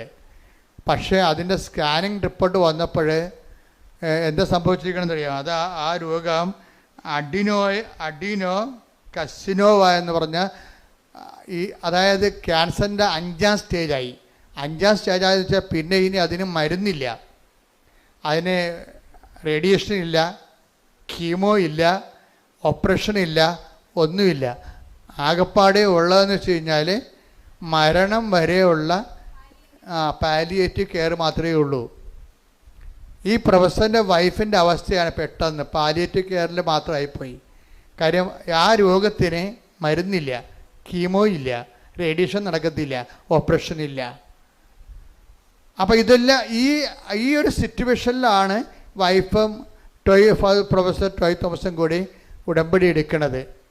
അതായത് ഒരു ക്യാൻസറിന് അതിന് ആ 5th സ്റ്റേജിലാണ് വന്നിരിക്കുന്നത്. അതിന് ഓപ്പറേഷൻ ഇല്ല, കീമോ നടക്കാൻ പറ്റത്തില്ല, പിന്നെ ഓപ്പറേഷനും ഇല്ല, റേഡിയേഷനും ഇല്ല. അപ്പം പിന്നെ എന്താ ഉള്ളത്? മരണത്തിനായി കാത്തിരിക്കുക, ഒരുങ്ങുക മാത്രമേ ഉള്ളൂ ആ വിഷയം. അപ്പം ആ ഒരു സിറ്റുവേഷനിൽ ഈ പ്രൊഫസർ എന്താ ചെയ്യണത്? പ്രൊഫസർ പറയണത്, ഞാൻ ഈ പത്രം ഓരോ വീട്ടിലും കൊണ്ടുപോയിട്ട് കർത്താവിനെക്കുറിച്ചും ഞങ്ങളുടെ അനുഭവത്തെക്കുറിച്ചും അവരോട് സംസാരിക്കുമെന്നാണ്. ഇത് ആദ്യം തുടങ്ങിയ പരിപാടിയാണ്, വെറുതെ കൊണ്ടേ കൊടുക്കുകയല്ല. ഈ അറിവിൻ്റെ പ്രത്യാശയും അഭിഷേകത്തിൻ്റെ പ്രത്യാശയും തമ്മിൽ വ്യത്യാസമുണ്ട്. കാര്യം എന്നിട്ട് ഇവർ പറയുന്നത്, അതായത് ഇതിൽ നിന്ന് രക്ഷപ്പെടാൻ കഴിയുമെന്ന് വൈഫിന് പ്രത്യാശ ലഭിച്ചു. ഇവർക്ക് രണ്ടുപേർക്കും പ്രത്യാശ ലഭിക്കുന്നുണ്ട്. നമ്മളെപ്പോഴും പ്രത്യാശ എന്ന് പറയുമ്പോൾ ഉടനെ നമ്മൾ ഉദ്ദേശിക്കുന്നത് ഒരു അറിവിൻ്റെ പ്രത്യാശയുണ്ട്, അഭിഷേകത്തിൻ്റെ പ്രത്യാശയുണ്ട്. അറിവിൻ്റെ പ്രത്യാശ ഉണ്ടെങ്കിലും നമ്മുടെ ഉള്ളിൽ ഒരു നിരാശ ഉണ്ടാകും. മനസ്സിലായില്ലേ? അറിവ് മൂലം ഉണ്ടാകുന്ന പ്രത്യാശയും ഒരാത്മീയ പ്രത്യാശ അല്ലത്. അതൊരു സെക്യുലറായിട്ടുള്ള ഹോപ്പാണ്, അറിവിൽ നിന്ന് നമുക്കുണ്ടാകുന്ന ഹോപ്പാണ്. പക്ഷേ യഥാർത്ഥ ഹോപ്പ് അനോയിൻറ്റഡ് ഹോപ്പ് എന്ന് പറയും. എന്താണ്? റോമ 5:5 എടുത്ത്, പ്രത്യാശ നമ്മെ നിരാശരാക്കുന്നില്ല, കാരണം നമുക്ക് നൽകപ്പെട്ടിരിക്കുന്ന പരിശുദ്ധാത്മാവിലൂടെ ദൈവത്തിന്റെ സ്നേഹം നമ്മുടെ ഹൃദയങ്ങളിലേക്ക് ചൊരിയപ്പെട്ടിരിക്കുന്നു. അതാണ് പ്രശ്നം. ഇത് അറിവിൻ്റെ പ്രത്യാശ അല്ല. ഇത് വെച്ചുകൊണ്ട് പ്രത്യാശ എന്ന് പറഞ്ഞുകൊണ്ട് വാപിളിച്ചിട്ട് കാര്യമില്ല. ഇതെന്ന് പറയണത് പരിശുദ്ധാത്മാവിനാൽ നിറയുമ്പോൾ നമ്മൾ പ്രവർത്തിക്കുന്ന പരിശുദ്ധാത്മാവിനാൽ നമ്മിൽ പ്രവർത്തിക്കുന്ന പരിശുദ്ധാത്മാവിനാൽ ദൈവത്തിന്റെ സ്നേഹമെന്തെന്ന് നമ്മൾ അറിയുന്നു. ഇതാണ് ഞാൻ നിങ്ങളോട് പറഞ്ഞത്. അതായത് സാധാരണ കേവലമായ അറിവിലൂടെ ഒരു പ്രത്യാശ ഉണ്ടാകും, അത് ബുദ്ധിപരമായ ഒരു പ്രത്യാശയാണ്. പക്ഷേ ദൈവദാനമായ പ്രത്യാശ എന്ന് പറയുന്ന പുള്ളി അതിൽ പരിശുദ്ധാത്മാവിൻ്റെ കണ്ടൻറ്റ് വൈസ് റിച്ചായിരിക്കും. അതുകൊണ്ടാണ് നമുക്ക് നിരാശ തോന്നാത്തത്. പല പ്രത്യാശ, ഇപ്പോൾ ഒരു കല്യാണം വിട്ടുപോകുമ്പോൾ അമ്മ പറയും, സാരമില്ല, അവൻ പോയാൽ വേറെ തന്നെ അതിനേക്കാളും നല്ല ദൈവം തരും. ശരിയാണ് മമ്മി എന്ന് പറയും. അതെന്താണ്? എന്നാലും നല്ലതായിരുന്നു, അവന് PR ഉണ്ടായിരുന്നു. മനസ്സിലായില്ലേ? ഇതാണ് അലങ്കോല പ്രത്യാശ എന്ന് പറയുന്നത്. ഇപ്പോൾ ഒരു കല്യാണം സെറ്റായി, പക്ഷെ അത് വിട്ടുപോയപ്പോൾ ഇവക്ക് ഇത്രയും നാൾ അവർ ബോണൊക്കെ വിളിച്ചായിരുന്നു, ഭയങ്കര വർത്തമാനമൊക്കെ ആയിരുന്നു, ഇപ്പം കെട്ടിയതുപോലെയാണ് അവർ പോയത്. പക്ഷെ സംഗതി പൊളിഞ്ഞു പോയപ്പോൾ പിന്നെ ഇവക്ക് ഭക്ഷണവും വേണ്ട, ഉറക്കവും ഇല്ല, അവൾക്ക് പ്രാന്തിയെപ്പോലെ അവിടെ ഇരിക്കുകയാണ്. അപ്പം മമ്മി വന്ന് അവളോട് പറയണേ, എടി ഇതിപ്പോൾ അവൻ പോട്ടെ, അവന് വേറെ വല്ല കേസൊക്കെ ഉണ്ടാകും, ദൈവം അത് നമ്മുടെ കണ്ണിൽ കൊള്ളാനുള്ള പുരുകത്തിലാക്കി തന്നതാണെന്നൊക്കെ പറഞ്ഞ് മമ്മിയുടെ കാറ്റഗറിസ് അടിച്ച് അവളെ ഏൽപ്പിക്കും. ഏൽപ്പിച്ച ഇതിനേക്കാൾ നല്ലത് നമുക്ക് വരും, അതല്ലേ ദൈവം ഇത് മാറ്റിയതെന്നൊക്കെ. ഇതൊക്കെ മാനുഷികമായിട്ട് പറഞ്ഞ് പറ്റിക്കാവുന്നല്ല, വലിയ കഥയൊന്നുമില്ല. അത് തൽക്കാലത്തേക്കുള്ള സുഖം കൊടുക്കുന്നേ ഉള്ളൂ. ഇതിന് അറിവിൻ്റെ പ്രത്യാശ എന്ന് പറയും. അപ്പോൾ ഇവൾ പറയും, ആ ശരി മമ്മി, ഇനി ഞാൻ വിഷമിക്കത്തില്ല, ഞാൻ ഭക്ഷണം കഴിച്ചോളാം എന്ന് പറഞ്ഞാലും അവൾ ഭക്ഷണം കഴിക്കും. പക്ഷേ എന്ത് പറ്റും? അവൾ ഭക്ഷണം കഴിക്കും, പക്ഷേ എന്ത് പറ്റും? നിരാശ അവളുടെ ഉള്ളിൽ. ഇപ്പോൾ നല്ലതായിരുന്നത്, അതിന് നല്ല അതിന് PR കിട്ടുമായിരുന്നു, ഇനി വലിയ കുഴപ്പമൊന്നുമില്ല, ഇനി ഏത് കാലമാടനാണോ വരാൻ പോണത് എന്നൊക്കെ ഓർത്തിട്ട് അവൾക്ക് ഭയങ്കര സംഘർഷം ഉണ്ടാകും. ഇത് ഇങ്ങനെ ഈ ഒരു വിഷയത്തിനാണ് നമ്മളെ നിരാശ ഉണ്ടാകും, പ്രത്യാശ ഉണ്ടാകും, പക്ഷെ അതേസമയം തന്നെ നിരാശ തോന്നിക്കുകയും ചെയ്യും. ഇവിടെ പരിശുദ്ധാത്മാവിന് പ്രത്യേകിച്ച് റോളൊന്നുമില്ല. അപ്പുറത്തെ കാര്യം എന്താണ്? ഇപ്പം ഇവർ ഈ മമ്മി പറഞ്ഞിട്ടുണ്ടായിരിക്കുന്ന പ്രത്യാശ മാനുഷികമായ അറിവിൻ്റെ പ്രത്യാശയാണ്. പക്ഷെ നമുക്ക് വേണ്ടത് എന്താണ്? അഭിഷേകത്തിൻ്റെ പ്രത്യാശയാണ്. അഭിഷേകത്തിൻ്റെ പ്രത്യാശ എങ്ങനെയാണ് വരണത്? ദൈവസ്നേഹത്തിൽ നിന്നാണ് ഉണ്ടാകണത്. നിങ്ങൾ പത്രം കൊടുത്തു എന്നും പറഞ്ഞുകൊണ്ട് നിങ്ങൾക്ക് ദൈവാനുഗ്രഹം കിട്ടണമെന്ന് നിർബന്ധമില്ല. കൊടുക്കണം എന്താണ്? ദൈവസ്നേഹത്തോടെ കൊടുക്കണം. പറഞ്ഞ മനസ്സിലായില്ലേ? കാര്യം ഇതിൻ്റെ എല്ലാം എപ്പോഴും നമ്മൾ ശ്രദ്ധിക്കേണ്ടത്, ഉടമ്പടിയുടെ ഓരോ കാര്യവും ശ്രദ്ധിക്കേണ്ടത് നിങ്ങൾ ചെയ്യുന്ന. ഇപ്പോൾ രോഗികളെ നിങ്ങളെ പോയി കാണുന്നു അല്ലേ? രോഗികളെ പോയി കാണുന്നു. അതുപോലെ തന്നെ നിങ്ങൾ വസ്ത്രമില്ലാത്തവർക്ക് വസ്ത്രം കൊടുക്കുന്നു. അതുപോലെ തന്നെ നിങ്ങൾ പൈസ ഇല്ലാത്തവർക്ക് പൈസ കൊടുക്കുന്നു. ഇതൊക്കെ നിങ്ങൾക്ക് സാങ്കേതികമായിട്ടൊക്കെ ചെയ്യാൻ പറ്റും, ആരും ചെയ്യണതാണിത്. പക്ഷേ അതല്ല പ്രശ്നം. ഉടമ്പടിയിൽ അത് ചെയ്യുമ്പോൾ അത് ദൈവികമാകണമെന്നുണ്ടെങ്കിൽ ദൈവസ്നേഹത്തിലൂടെ ചെയ്യാൻ പറ്റത്തുള്ളൂ. ഈ ദൈവസ്നേഹത്തോടെ ചെയ്യുമ്പോഴാണ് ദൈവികമായ, ഇപ്പം നമ്മൾ ഫെയ്ത്ത്, ഹോപ്പ് ആൻഡ് ചാരിറ്റിക്ക് ദൈവിക പുണ്യങ്ങളെന്നാണ് പറയണത്. അപ്പോൾ അതിനെ ദൈവിക പുണ്യം എന്ന് പറയാൻ കാര്യം എന്താണ്? ഈ സംഭവം തന്നെ ഓപ്പൺ മാർക്കറ്റിൽ കിട്ടും പുണ്യങ്ങൾ. നമ്മളതിനെ പുണ്യങ്ങളെന്നല്ലേ വിളിക്കുന്നത്. പ്രത്യാശയൊക്കെ മനുഷ്യന്മാർക്കുണ്ടല്ലോ, അത് കെട്ടിയെടുത്ത് ക്രിസ്ത്യാനി ആയിട്ടില്ലെങ്കിലും പ്രത്യാശ ആൾക്കാർക്കുണ്ടല്ലേ, മാനുഷികമായ പ്രത്യാശ ഉണ്ട്. എന്തുകൊണ്ടാണ് ഇതിനെ ദൈവിക പുണ്യങ്ങളെന്ന് വിളിക്കാൻ കാര്യം എന്താണ്? ദൈവദത്തമായ പുണ്യങ്ങളാണ്. അതായത് പരിശുദ്ധാത്മാവിന് ദാനമായിട്ട് ലഭിക്കുന്നത് കൊണ്ടാണ്. അതുകൊണ്ടാണ് പൗലോസ് 5:5 പറയണത്, പ്രത്യാശ നമ്മളെ നിരാശരാക്കുന്നില്ല. പറഞ്ഞേ, പ്രത്യാശ നമ്മെ നിരാശരാക്കുന്നില്ല. നമ്മൾ ചിന്തിയിരിക്കുന്ന പരിശുദ്ധാത്മാവിനാൽ, നമ്മിൽ ചിന്തിയിരിക്കുന്ന പരിശുദ്ധാത്മാവിനാൽ ദൈവത്തിന്റെ സ്നേഹം എന്തെന്ന് നമ്മൾ അറിയുന്നു. അപ്പോൾ പ്രത്യാശ നമ്മൾ അനുഭവിക്കുമ്പോഴും അടിസ്ഥാനപരമായിട്ട് നമ്മൾ അനുഭവിക്കുന്നത് എന്താണ്? ദൈവത്തിൻ്റെ സ്നേഹമാണ്. ഈ പ്രൊഫസർ ടോയ് തോമസിൻ്റെ വൈഫ്, അവർക്ക് അവർ പാലിയേറ്റീവ് കീമോയാണ് എടുത്തത്. വെച്ച് കഴിഞ്ഞാൽ അത് നല്ല മോർഫിനൊക്കെ അടിച്ചുള്ള ഒരു കീമോയാണ് ആ സംഭവം. അപ്പം അത് ഒരു മരവിപ്പ് തോന്നുന്നു, അത്രേ ഉള്ളൂ. രോഗം സുഖമാക്കുകയില്ല. രോഗത്തിൻ്റെ മരുന്നൊന്നും ഇല്ല, ആ രോഗത്തിന് മരുന്നില്ല, ഓപ്പറേഷൻ ഇല്ലെന്ന് പറഞ്ഞില്ല, റേഡിയേഷൻ ഇല്ല, കീമോയും ഇല്ല. പക്ഷേ ഇത് കഴിയുമ്പോൾ ഇവർക്ക് നല്ല പ്രത്യാശ കിട്ടും. ഇവർ പറയുന്ന വാക്കതാണ്, ഇങ്ങനെയൊക്കെ ഇത്രയും വലിയ ചികിത്സയാണെങ്കിലും എനിക്ക് നല്ല പ്രത്യാശ ഉണ്ടെന്ന്. ആ പ്രത്യാശ എന്ത് പ്രത്യാശയാണ്? പരിശുദ്ധാത്മാവിൻ്റെ പ്രത്യാശയാണ്, ദൈവികമായ പ്രത്യാശയാണ്. ഇവരെന്നോട് ചോദിക്കും, ഇവർ കണ്ണാടി നോക്കി ചോദിക്കണം, കർത്താവേ എൻ്റെ മുടി എന്താണ് കൊഴിയാത്തതെന്ന്. കീമോയൊക്കെ എടുക്കുന്നുണ്ട്, പക്ഷെ മുടി കൊഴിയണില്ല. കാര്യം നീ അഗ്നിയിലൂടെ നടക്കും, അഗ്നി നിന്നെ വിഴുങ്ങത്തില്ല. അഭിഷേക വിധി പ്രകാരമുള്ള പ്രത്യാശയാണ്. ഇത് ദൈവത്തിന് സാധിക്കുന്നത്, നമുക്ക് സാധിക്കുന്നത് ഉടമ്പടിയിലൂടെയാണ്. ദൈവികമായി ദാനം നമുക്ക് അവകാശമാക്കുന്നത് എങ്ങനെയാണ്? അവൻ പറയണത് പോലെ ചെയ്യുമ്പോഴല്ല, അവൻ പറയണത് പോലെ ദൈവസ്നേഹത്തോടെ ചെയ്യുമ്പോഴാണ്. കൈയടിച്ച് ശ്രദ്ധിക്കട്ടെ.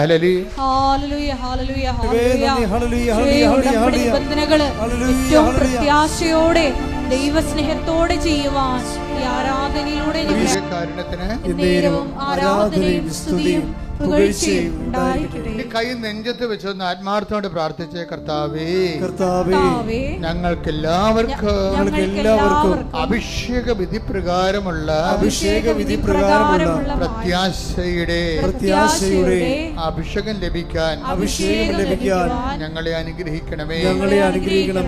ഞങ്ങളുടെ ജീവിതത്തില് അങ്ങയുടെ തിരുസന്നിധിയിൽ വെച്ചിട്ടുള്ള വിഷയങ്ങള് അങ്ങയുടെ കാലത്ത് കാലത്ത് നടക്കുന്നത് വരെയും പ്രത്യാശയോടെ ജീവിക്കുവാൻ ഞങ്ങൾക്ക്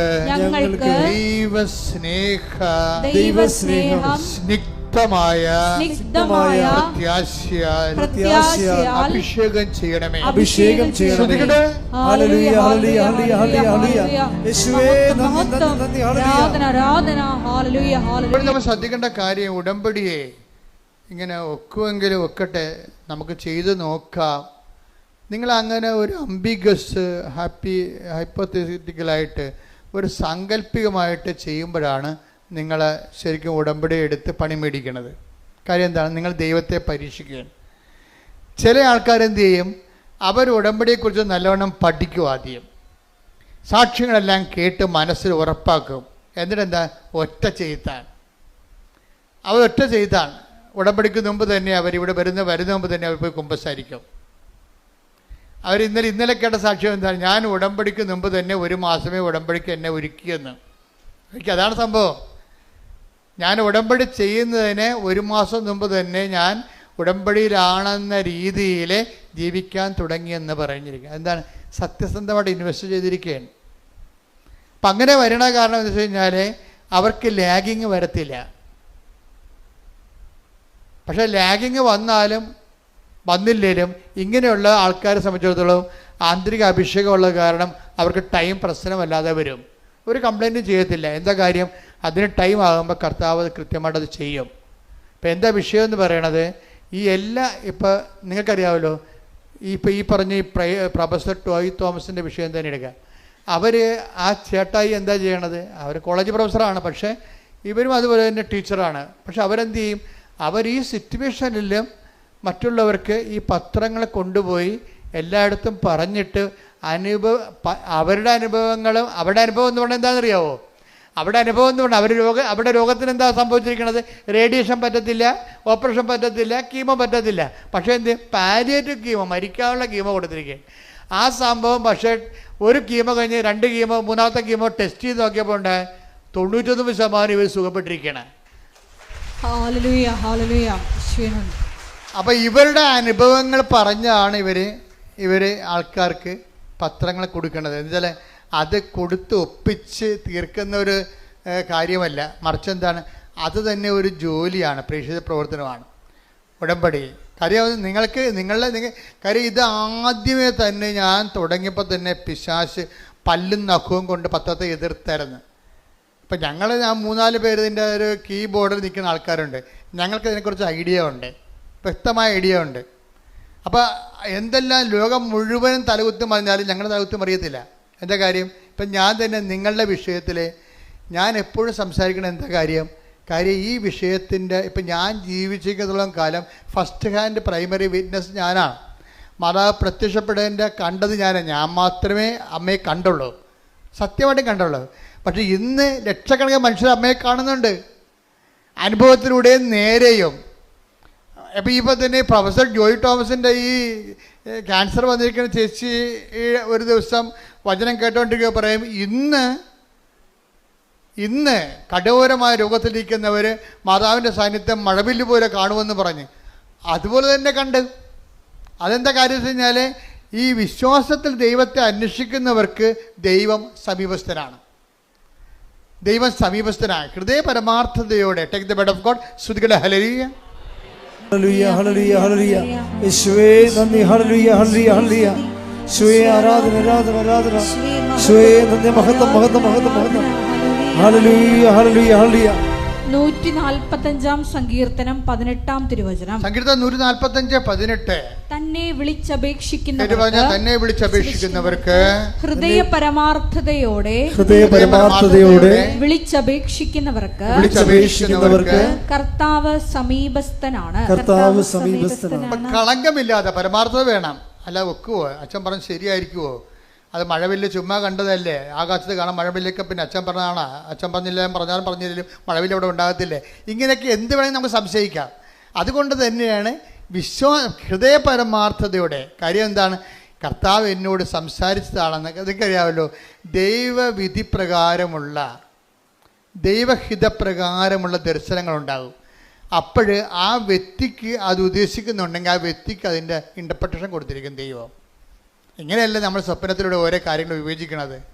ദൈവഹിതപ്രകാരമുള്ള ദൈവം ഉദ്ദേശിച്ചിട്ട് കൊടുക്കുന്ന സ്വപ്നങ്ങളുണ്ട്, ദൈവം ഉദ്ദേശിച്ചിട്ട് കൊടുക്കുന്ന ദർശനങ്ങളുണ്ട്. അതെന്താണ്? അതിൻ്റെ പ്രിൻ്റ് ഔട്ട് ഉൾപ്പെടെയാണ് അതിൻ്റെ ആ വ്യക്തിയെ അഡ്രസ്സ് ചെയ്യണത് വിത്ത് അഡ്രസ്സാണ് കൊടുക്കണത്. കാര്യം എന്താണ്? ഇത് എന്നെക്കുറിച്ച് പറഞ്ഞതാണെന്ന് ആന്തരികമായ ബോധ്യം എനിക്ക് കിട്ടും. Praise the Lord. ദൈവഹിതപ്രകാരമുള്ള ദർശനങ്ങൾക്കോ സ്വപ്നങ്ങൾക്കോ ദൈവം നിങ്ങൾക്ക് തന്നെ ബോധ്യപ്പെടുത്തി തരും. എന്താണ്? ഇത് നിങ്ങളെ തന്നെ ഉദ്ദേശിച്ച് ചെയ്തിട്ടുള്ളതാണെന്ന് പറയും. അത് പറയുന്ന സമയത്ത് ചിലർക്ക് കുളിരോടുന്ന പോലുള്ള ശാരീരികമായ ഫിസിക്കൽ ഫിനോമിന ഉണ്ടാകും. ദൈവാനുഭവത്തിന് ഒത്തിരിയേറെ രസകരമായ അനുഭവങ്ങളുണ്ട്. കാര്യം അത് പറഞ്ഞുകൊണ്ടിരിക്കുന്ന സമയത്ത് രണ്ടുപേരുടെ ഇരട്ട അഭിഷേകം എന്ന് പറയും. പറയുന്നവർക്കും കേൾക്കുന്നവർക്കും ഒരേ സമയം തന്നെ ആന്തരികമായ ഈ ബോഡിയിൽ തന്നെ ഫീലിംഗ് ചെയ്യും. ഒരു പ്രത്യേക നമ്മൾ ഒരു പൂരണിപ്പെന്നൊക്കെ പറയുന്ന പോലെ രീതിയിലുള്ള ഒരു ഫീലിംഗ് നമുക്കുണ്ടാകും. കേൾക്കുന്നവർക്കും ഉണ്ടാവും, പറയുന്നവർക്കും ഉണ്ടാവും. അപ്പോൾ എന്താണ്? പരിശുദ്ധാത്മാവിൽ ചെയ്യുന്ന കാര്യങ്ങൾക്കും സംഭവിക്കുന്ന കാര്യങ്ങൾക്കും നമുക്ക് പേഴ്സണൽ കൺകറൻസ് കിട്ടാൻ നമുക്ക് വ്യക്തിപരമായി ദൈവം നൽകുന്ന ശാരീരികമായ അനുഭവങ്ങൾ ഫിസിക്കൽ ഫിനോമെറ്റിസിസമാണ്. ശരിക്കും പറഞ്ഞാൽ ഇങ്ങനെയുള്ള ഒരു വിഷയം ദൈവികമായ കാര്യങ്ങളുടെ ശാരീരികമായ പ്രതിഭാസങ്ങൾ അത് ഇപ്പോഴും ഇന്നത്തെ കാലത്ത് ഉടമ്പടിയുടെ അനുഭവങ്ങളിൽ കൂടിക്കൂടിയാണ് വരണത്. അപ്പം അത് എല്ലാവർക്കും അതുകൊണ്ടാണ് സുഗന്ധാഭിഷേകം വരണത്, മഴവില്ല് വരണത്, അതുപോലെ തന്നെ മാതാവ് സ്വപ്നത്തിൽ വന്ന് വിളിക്കണത്. കഴിഞ്ഞ ദിവസങ്ങളിൽ ഒരു സാക്ഷ്യം ഉണ്ടായെന്ന് വെച്ച് കഴിഞ്ഞാൽ ആ മനുഷ്യന് നമ്മുടെ അദ്ദേഹം പറയണത് ഇവിടെ ഇതിന് വാതിക്കലിരിക്കുന്ന മാതാവ് വന്ന് എന്നെ ഒരു സ്വർണത്തിൻ്റെ വടി കൊണ്ട് ഞാൻ അമ്മയോട് പറഞ്ഞായിരുന്നു, അമ്മ എൻ്റെ ജന്മത്തിൽ ഞാൻ 5:30 എഴുന്നേരം ചരിത്രമില്ല. എനിക്ക് 35 വയസ്സായി. 35 കൊല്ലത്തിനുള്ളിൽ ഇന്ന് വരെ ഞാൻ 8 മണിക്കൊക്കെയാണ് എഴുന്നേൽക്കണത്. ഞാനെങ്ങനെയാണ് 5:30 എഴുന്നേൽക്കണത്? അപ്പോഴെന്ത് ചെയ്ത് അമ്മ കറക്റ്റ് 5:29 ആയപ്പോൾ കൃപാസം വാദിക്കെ നിൽക്കുന്ന മാതാവ് വന്ന് എന്നെ തോണ്ടി വിളിച്ചു. ഞാൻ ഞെട്ടി എഴുന്നേറ്റ് നോക്കിയപ്പോൾ മണി 5:30. അതായത് ഇത് ഈ കാലങ്ങളിൽ അഡ്രസ്സ് നേരിട്ട് നമുക്ക് അനുഭവം കിട്ടും. നേരിട്ട്. അതായത് ഒന്നാമത്തെ കൃപാസനത്തിൻ്റെ വിഷയം സഞ്ചാരി മാതാവാണ്. എന്ന് വെച്ച് കഴിഞ്ഞാൽ ഇപ്പം തന്നെ ഇവരുടെ കാര്യം തന്നെ എടുക്കാം. ഇവർക്ക് ഈ ക്യാൻസർ 99% കുറഞ്ഞല്ല, പിന്നെ 1% ഉള്ളു. അപ്പം ആ സന്തോഷ വാർത്ത എന്നെ അറിയിക്കാൻ വേണ്ടി അവരിവിടെ വന്നപ്പോൾ എന്നാ പറ്റിയത്? പ്രൊഫസർ ഇവിടെ വന്നപ്പോൾ ഓഫീസിൽ നിന്ന് പറഞ്ഞ്, നിങ്ങൾ കഴിഞ്ഞ ആഴ്ച കണ്ടതല്ലേ അച്ഛനെ, കണ്ടിട്ട് പോയപ്പോഴല്ലേ ഇത്രയും കുറഞ്ഞിരിക്കണത്, ഇനിയിപ്പം നിങ്ങൾക്ക് 90 ദിവസം കഴിഞ്ഞ് കാണാൻ പറ്റത്തുള്ളൂ. കാര്യം ഒത്തിരി പേര് കാണാനുണ്ട്, ഒരു പ്രാവശ്യം പോലും കാണാത്തവരുണ്ടല്ലോ. അപ്പം പ്രൊഫസറിന് അത് കാര്യം മനസ്സിലായപ്പോൾ പ്രൊഫസർ സങ്കടത്തോടെയാണെങ്കിൽ തിരിച്ചുപോയി. പിറ്റേ ദിവസമുണ്ട് ഞാൻ പ്രൊഫസറിൻ്റെ വീടിൻ്റെ വാതിൽക്കൽ നിൽക്കണം. അല്ല, എനിക്കറിയാൻ പാടില്ല. ഞാൻ ചേന്നമംഗലത്ത് പോയ ആളാണ്. ചേന്നമംഗലം എൻ്റെ പഠനത്തിൻ്റെ ഒരു ഭാഗമാണ്. പഴയകാല ക്രിസ്ത്യൻ സെറ്റിൽമെൻറ്റാണ് ചേന്നമംഗലം എന്ന് പറയുന്നത്. 1800 കൊല്ലം പഴക്കമുള്ള സെറ്റിൽമെൻറ്റാണ്. അപ്പം അതിനെക്കുറിച്ചുള്ള പഠനങ്ങളൊക്കെ ഉണ്ട്. ഞാൻ പഠിച്ച ഒരു പുസ്തകം എഴുതുന്നുണ്ട്. ആ പുസ്തകത്തിൻ്റെ ആവശ്യത്തിന് വേണ്ടി ഞാൻ ചേന്നമംഗലത്ത് യഹൂദ പള്ളി ചെന്ന് ആ പള്ളി ഒത്തിരി ഏടാകൂടങ്ങളിൽ പോയിട്ടാണ് പള്ളിയെത്തിയപ്പോൾ പള്ളി അടച്ചിട്ടിരിക്കാൻ. പള്ളി അടച്ചിട്ടപ്പോൾ റോഡ് വക്കെ നിന്നിരിക്കുന്ന ഒരാളിനെ ഞാൻ വിളിച്ചിട്ട് ഞാൻ കാറിലേക്ക് വിളിച്ചപ്പോൾ അയ്യോ ജോസഫത്തല്ലേ, എന്താ ഇവിടെ എന്ന് ചോദിച്ചു. ഞങ്ങൾ ഇന്നലെ അച്ഛനെ കാണാമെന്നു. അപ്പോഴെന്ത്, അച്ഛാ ഞങ്ങൾ സാക്ഷ്യം പറയാൻ ഇരിക്കുകയാണ്, 1% കൂടിയേ എനിക്ക് ക്യാൻസർ ഉള്ളൂ, ബാക്കിയെല്ലാം അമ്മ ഏറ്റെടുത്ത്. അച്ഛാ ഒന്ന് പ്രാർത്ഥിക്കാൻ പറഞ്ഞു. അപ്പോൾ എന്താണ്, ഇവിടുന്ന് മടക്കി വിട്ട ആളെ അമ്മ എന്നെ അവിടെ വീട്ടിൽ കൊണ്ട് ആശീർവദിച്ചു. അപ്പോൾ എന്താ പ്രശ്നം എന്ന് വെച്ച് കഴിഞ്ഞാൽ സഞ്ചാരി മാതാവ് ഇതാണ് സംഭവം. ഇക്കാലങ്ങളിൽ ഉടമ്പടിയുടെ വിഷയം എന്ന് പറയണത് ജീവനോടെ അത് ഞാൻ പറഞ്ഞു, ഉടമ്പടി നിങ്ങൾ അതിൻ്റെ ഒഴുക്കത്തുനിന്ന് ഒഴുകിയാൽ മതി. മനസ്സിലായോ? ഉടമ്പടി തടസ്സമില്ലാതെ ഒന്ന് ഒഴുകിയാൽ മതി. അതിൻ്റെ ഫലം സ്വാഭാവികമായിട്ട് ഉണ്ടാകണം. നമുക്ക് റിസ്ക് ഇല്ല. എന്താ കാരണം, ഒരു കാര്യം നടന്നില്ലെങ്കിൽ ദൈവം അത് ഏറ്റെടുത്തിട്ടുണ്ടെങ്കിൽ ദൈവം നേരിട്ട് ആ വിഷയത്തിൽ തീരുമാനം ഉണ്ടാക്കും. അതാണ് ഉടമ്പടി. എന്താ കാര്യം, ഇത് മാതാവിൻ്റെ പ്രത്യക്ഷീകരണത്തിൻ്റെ സ്ഥിരീകരണത്തിൻ്റെ വിഷയമായത് കാരണം നമ്മളെ അനുഗ്രഹിക്കുക, സാക്ഷികളാക്കി മാറ്റുക ആരുടെ ആവശ്യമാണ്? നമ്മുടെ ആവശ്യം പോലെ തന്നെ ദൈവത്തിൻ്റെ ആവശ്യമാണ്. അതുകൊണ്ടാണ് ഇത് സ്പീഡാകുന്നതിൻ്റെ കാര്യം. നിങ്ങൾക്ക് പറ്റുന്ന ചിലർക്ക് പറ്റുന്ന അബദ്ധം, നിങ്ങളിങ്ങനെ പൊട്ടം കണ്ണാനെ പോലെ തപ്പിയും തടഞ്ഞുമൊക്കെ എന്തിനൊക്കെ ചെയ്യോ, ഇനി അത് അതെവിടെ കൊടുക്കാനാണ്, രോഗികളെ കാണാനാണ്, ആരെ കാണാനാണ്, നമ്മുടെ താലൂക്കിൽ ഗവൺമെൻറ് ആശുപത്രി ഉണ്ടാ കൊള്ളാം, നല്ല പരിപാടിയെ പോയി. അവിടെ ഇന്ന് വരെ ഒരു ഗവൺമെൻറ് ആശുപത്രി പോയിട്ടില്ല, എല്ലാം പ്രൈവറ്റ് ആശുപത്രിയിലേ പോയിട്ടുള്ളൂ. അപ്പോൾ പാവത്തങ്ങളൊക്കെ ഉള്ള ഗവൺമെൻറ് ആശുപത്രി ആയിരിക്കുമല്ലോ ഉള്ളത്, അവരെയാണല്ലോ പോയി കാണേണ്ടത്. അപ്പോൾ അവരെപ്പോൾ കാണുമ്പോൾ ഇവർക്ക് അറിയത്തില്ല, ഇവരുടെ മനുഷ്യരുടെ സംസർഗം അതാണ്. നമ്മുടെ താലൂക്കിൽ ഗവൺമെൻറ് ആശുപത്രി ഉണ്ടാകുന്ന പോലും അവർക്ക് അറിയത്തില്ല, അത്രയും ബന്ധമുള്ളു. അങ്ങനെ മനുഷ്യനുമായിട്ട്, സാധാരണ മനുഷ്യനായിട്ട് ഒരു ബന്ധമില്ലാത്തവരെ ഇപ്പോഴെന്തേ ഉടമ്പടി എന്ത് ചെയ്യും, അവരെ തിരക്കിപ്പോകും. തിരക്കി പോകണത് ഉടമ്പടിയുടെ ഒരു നിയോഗം നിറവേറ്റാനല്ല, ശരിക്കും പറഞ്ഞാൽ ദൈവത്തിൻ്റെ സ്നേഹത്തിൽ നിങ്ങൾ വളരാൻ വേണ്ടിയാണ്. Price the Lord. അത് മനസ്സിലായി, അത് ഓർത്തേക്കണം. ഉടമ്പടി അപ്പോൾ നിങ്ങൾ, ഞങ്ങൾ പ്രൈവറ്റ് ആശുപത്രിയിൽ പോയി, ഞങ്ങളത് കണ്ടു, രോഗികൾ കണ്ടു, കുറേ നേരം അവിടെ ഇരുന്ന് സംസാരിച്ചു, അവർക്ക് ഞങ്ങളുടെ കയ്യിലുള്ളതൊക്കെ കൊടുത്തു എന്നൊക്കെ പറഞ്ഞാൽ ഒന്നും ഉടമ്പടി വർക്ക് ചെയ്യത്തില്ല.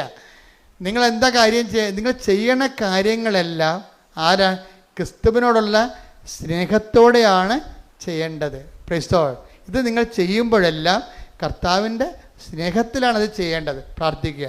കർത്താവായ ദൈവമേ, ഞങ്ങൾ ചെയ്യുന്ന ഓരോ പ്രേക്ഷിത പ്രവൃത്തികളും അങ്ങയുള്ള സ്നേഹത്താൽ സുവിശേഷത്തിന്റെ സാക്ഷിയായി ചെയ്യുവാൻ ഇടയാക്കണമേ. അപ്പോഴേ ഇതിൻ്റെ വിഷയത്തിൽ നമ്മൾ ചെയ്യും തോറും നമ്മൾക്ക് പരിശുദ്ധാത്മാവിനെ കിട്ടും. നമുക്കിത് ചെയ്യുമ്പോൾ പരിശുദ്ധാത്മാവിലാണ് നിങ്ങൾ ചെയ്തത്, അത് ഉടമ്പടിയുടെ കാര്യങ്ങൾ നിറവേറ്റാൻ വേണ്ടി, നമ്മുടെ കാര്യം നേടാൻ വേണ്ടി ഉള്ള ഉദ്ദേശത്തിലാണ് ചെയ്തതെന്ന് അറിയാൻ പറ്റും നമുക്ക്. ഇപ്പം നിങ്ങളൊരു കാര്യം ചെയ്ത് ഒരു സാരി വാങ്ങിച്ചു കൊടുത്തു, അല്ലെങ്കിൽ നിങ്ങൾ പൈസ ആൾക്കാർക്ക് കൊടുത്തു, അല്ലെങ്കിൽ നിങ്ങൾ ഭക്ഷണം പാകം ചെയ്തവനെ കൊടുത്തു. ഇത് നിങ്ങൾ ചെയ്യുമ്പോൾ ഇത് പരിശുദ്ധാത്മാവിലാണ് ചെയ്തത്. അതാ നിങ്ങളുടെ ഹ്യൂമൻ സ്പിരിറ്റിൽ ഉടമ്പടിയുടെ കാര്യങ്ങൾ നിറവേറ്റാൻ വേണ്ടി ചെയ്യണമല്ലോ എന്ന് വിചാരിച്ചുകൊണ്ട് ചെയ്യാൻ വേണ്ടി ചെയ്തതാണോ എന്ന് അറിയാൻ നമുക്ക് പറ്റും. എങ്ങനെ അറിയാൻ പറ്റുമെന്ന് അറിയാമോ? പരിശുദ്ധാത്മാവിലാണ് ചെയ്തതെങ്കിൽ പിന്നെയും ചെയ്യാൻ വേണ്ടി നമുക്ക് സ്പിരിറ്റ് ഉണ്ടാകും. ഇല്ലെന്നുണ്ടെങ്കിൽ ഇന്ന് രോഗികൾ കൊണ്ടേ കൊടുത്ത് ഇനിയിപ്പോൾ 90 ദിവസം അത് അവരെ കൊടുത്താൽ മതിയല്ല, മനസ്സിലായില്ലേ? 90 ദിവസം ഉണ്ട്. അപ്പോൾ എല്ലാ ആഴ്ചയും കൊണ്ടുപോയി രോഗികൾക്ക് ഭക്ഷണം കൊടുക്കണം. കുഴപ്പമില്ല, 90 ദിവസം വരെ കൊടുക്കാം, പട്ടണത്തിനും കൊടുക്കുക. അപ്പം നമ്മൾ ഈ ദിവസം എണ്ണി കൊടുക്കും. അത് പക്ഷേ അതിനൊന്നും കൗണ്ട് ഡൗൺ ആണ്. അതൊക്കെ എന്താ പ്രശ്നം വെച്ച് കഴിഞ്ഞാൽ അത് ഉടമ്പടി പ്രകാരമല്ല. അത് നിങ്ങളുടെ വയറ്റിപ്പഴുപ്പിന് വേണ്ടി നിങ്ങൾ ചെയ്യുന്ന എന്തോ ഒരു ദൈവത്തിൻ്റെ കണ്ണിപ്പൊടിയിടാൻ വേണ്ടിയുള്ള എന്തോ ഒരു തരം പ്രവർത്തനങ്ങളാണ്, മനുഷ്യപ്രവർത്തനങ്ങളാണ്. അത് പ്രേക്ഷിത പ്രവർത്തനങ്ങളല്ല. ഇത് പ്രേക്ഷിത പ്രവർത്തനവും മനുഷ്യപ്രവർത്തനവും തമ്മിൽ വ്യത്യാസം. പ്രേക്ഷിത മീൻസ് അതിൻ്റെ അർത്ഥം എന്താ? വൺ ഹു ഈസ് സെൻറ്റ്, അല്ലേ?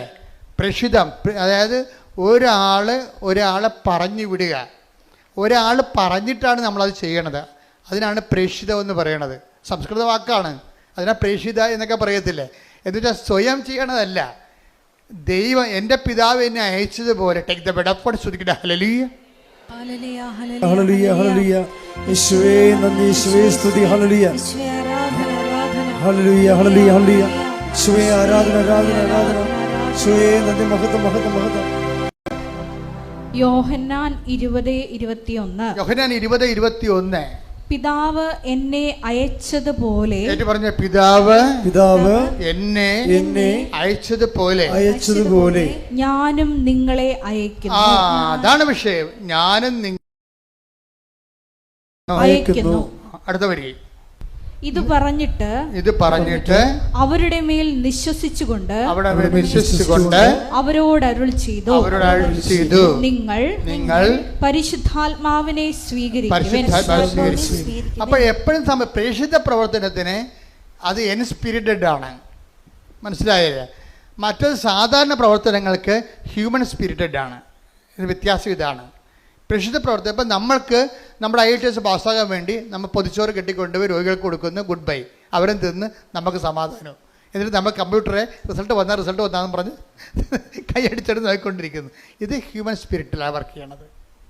പ്രേക്ഷിത പ്രവർത്തനം എന്ന് പറഞ്ഞാൽ എന്താണ്? എൻ്റെ പിതാവ് എന്നെ അയച്ചതുപോലെ. പിതാവ് യേശുവിന് ഏറ്റവും വലിയ പ്രേക്ഷിതനാരാണ്?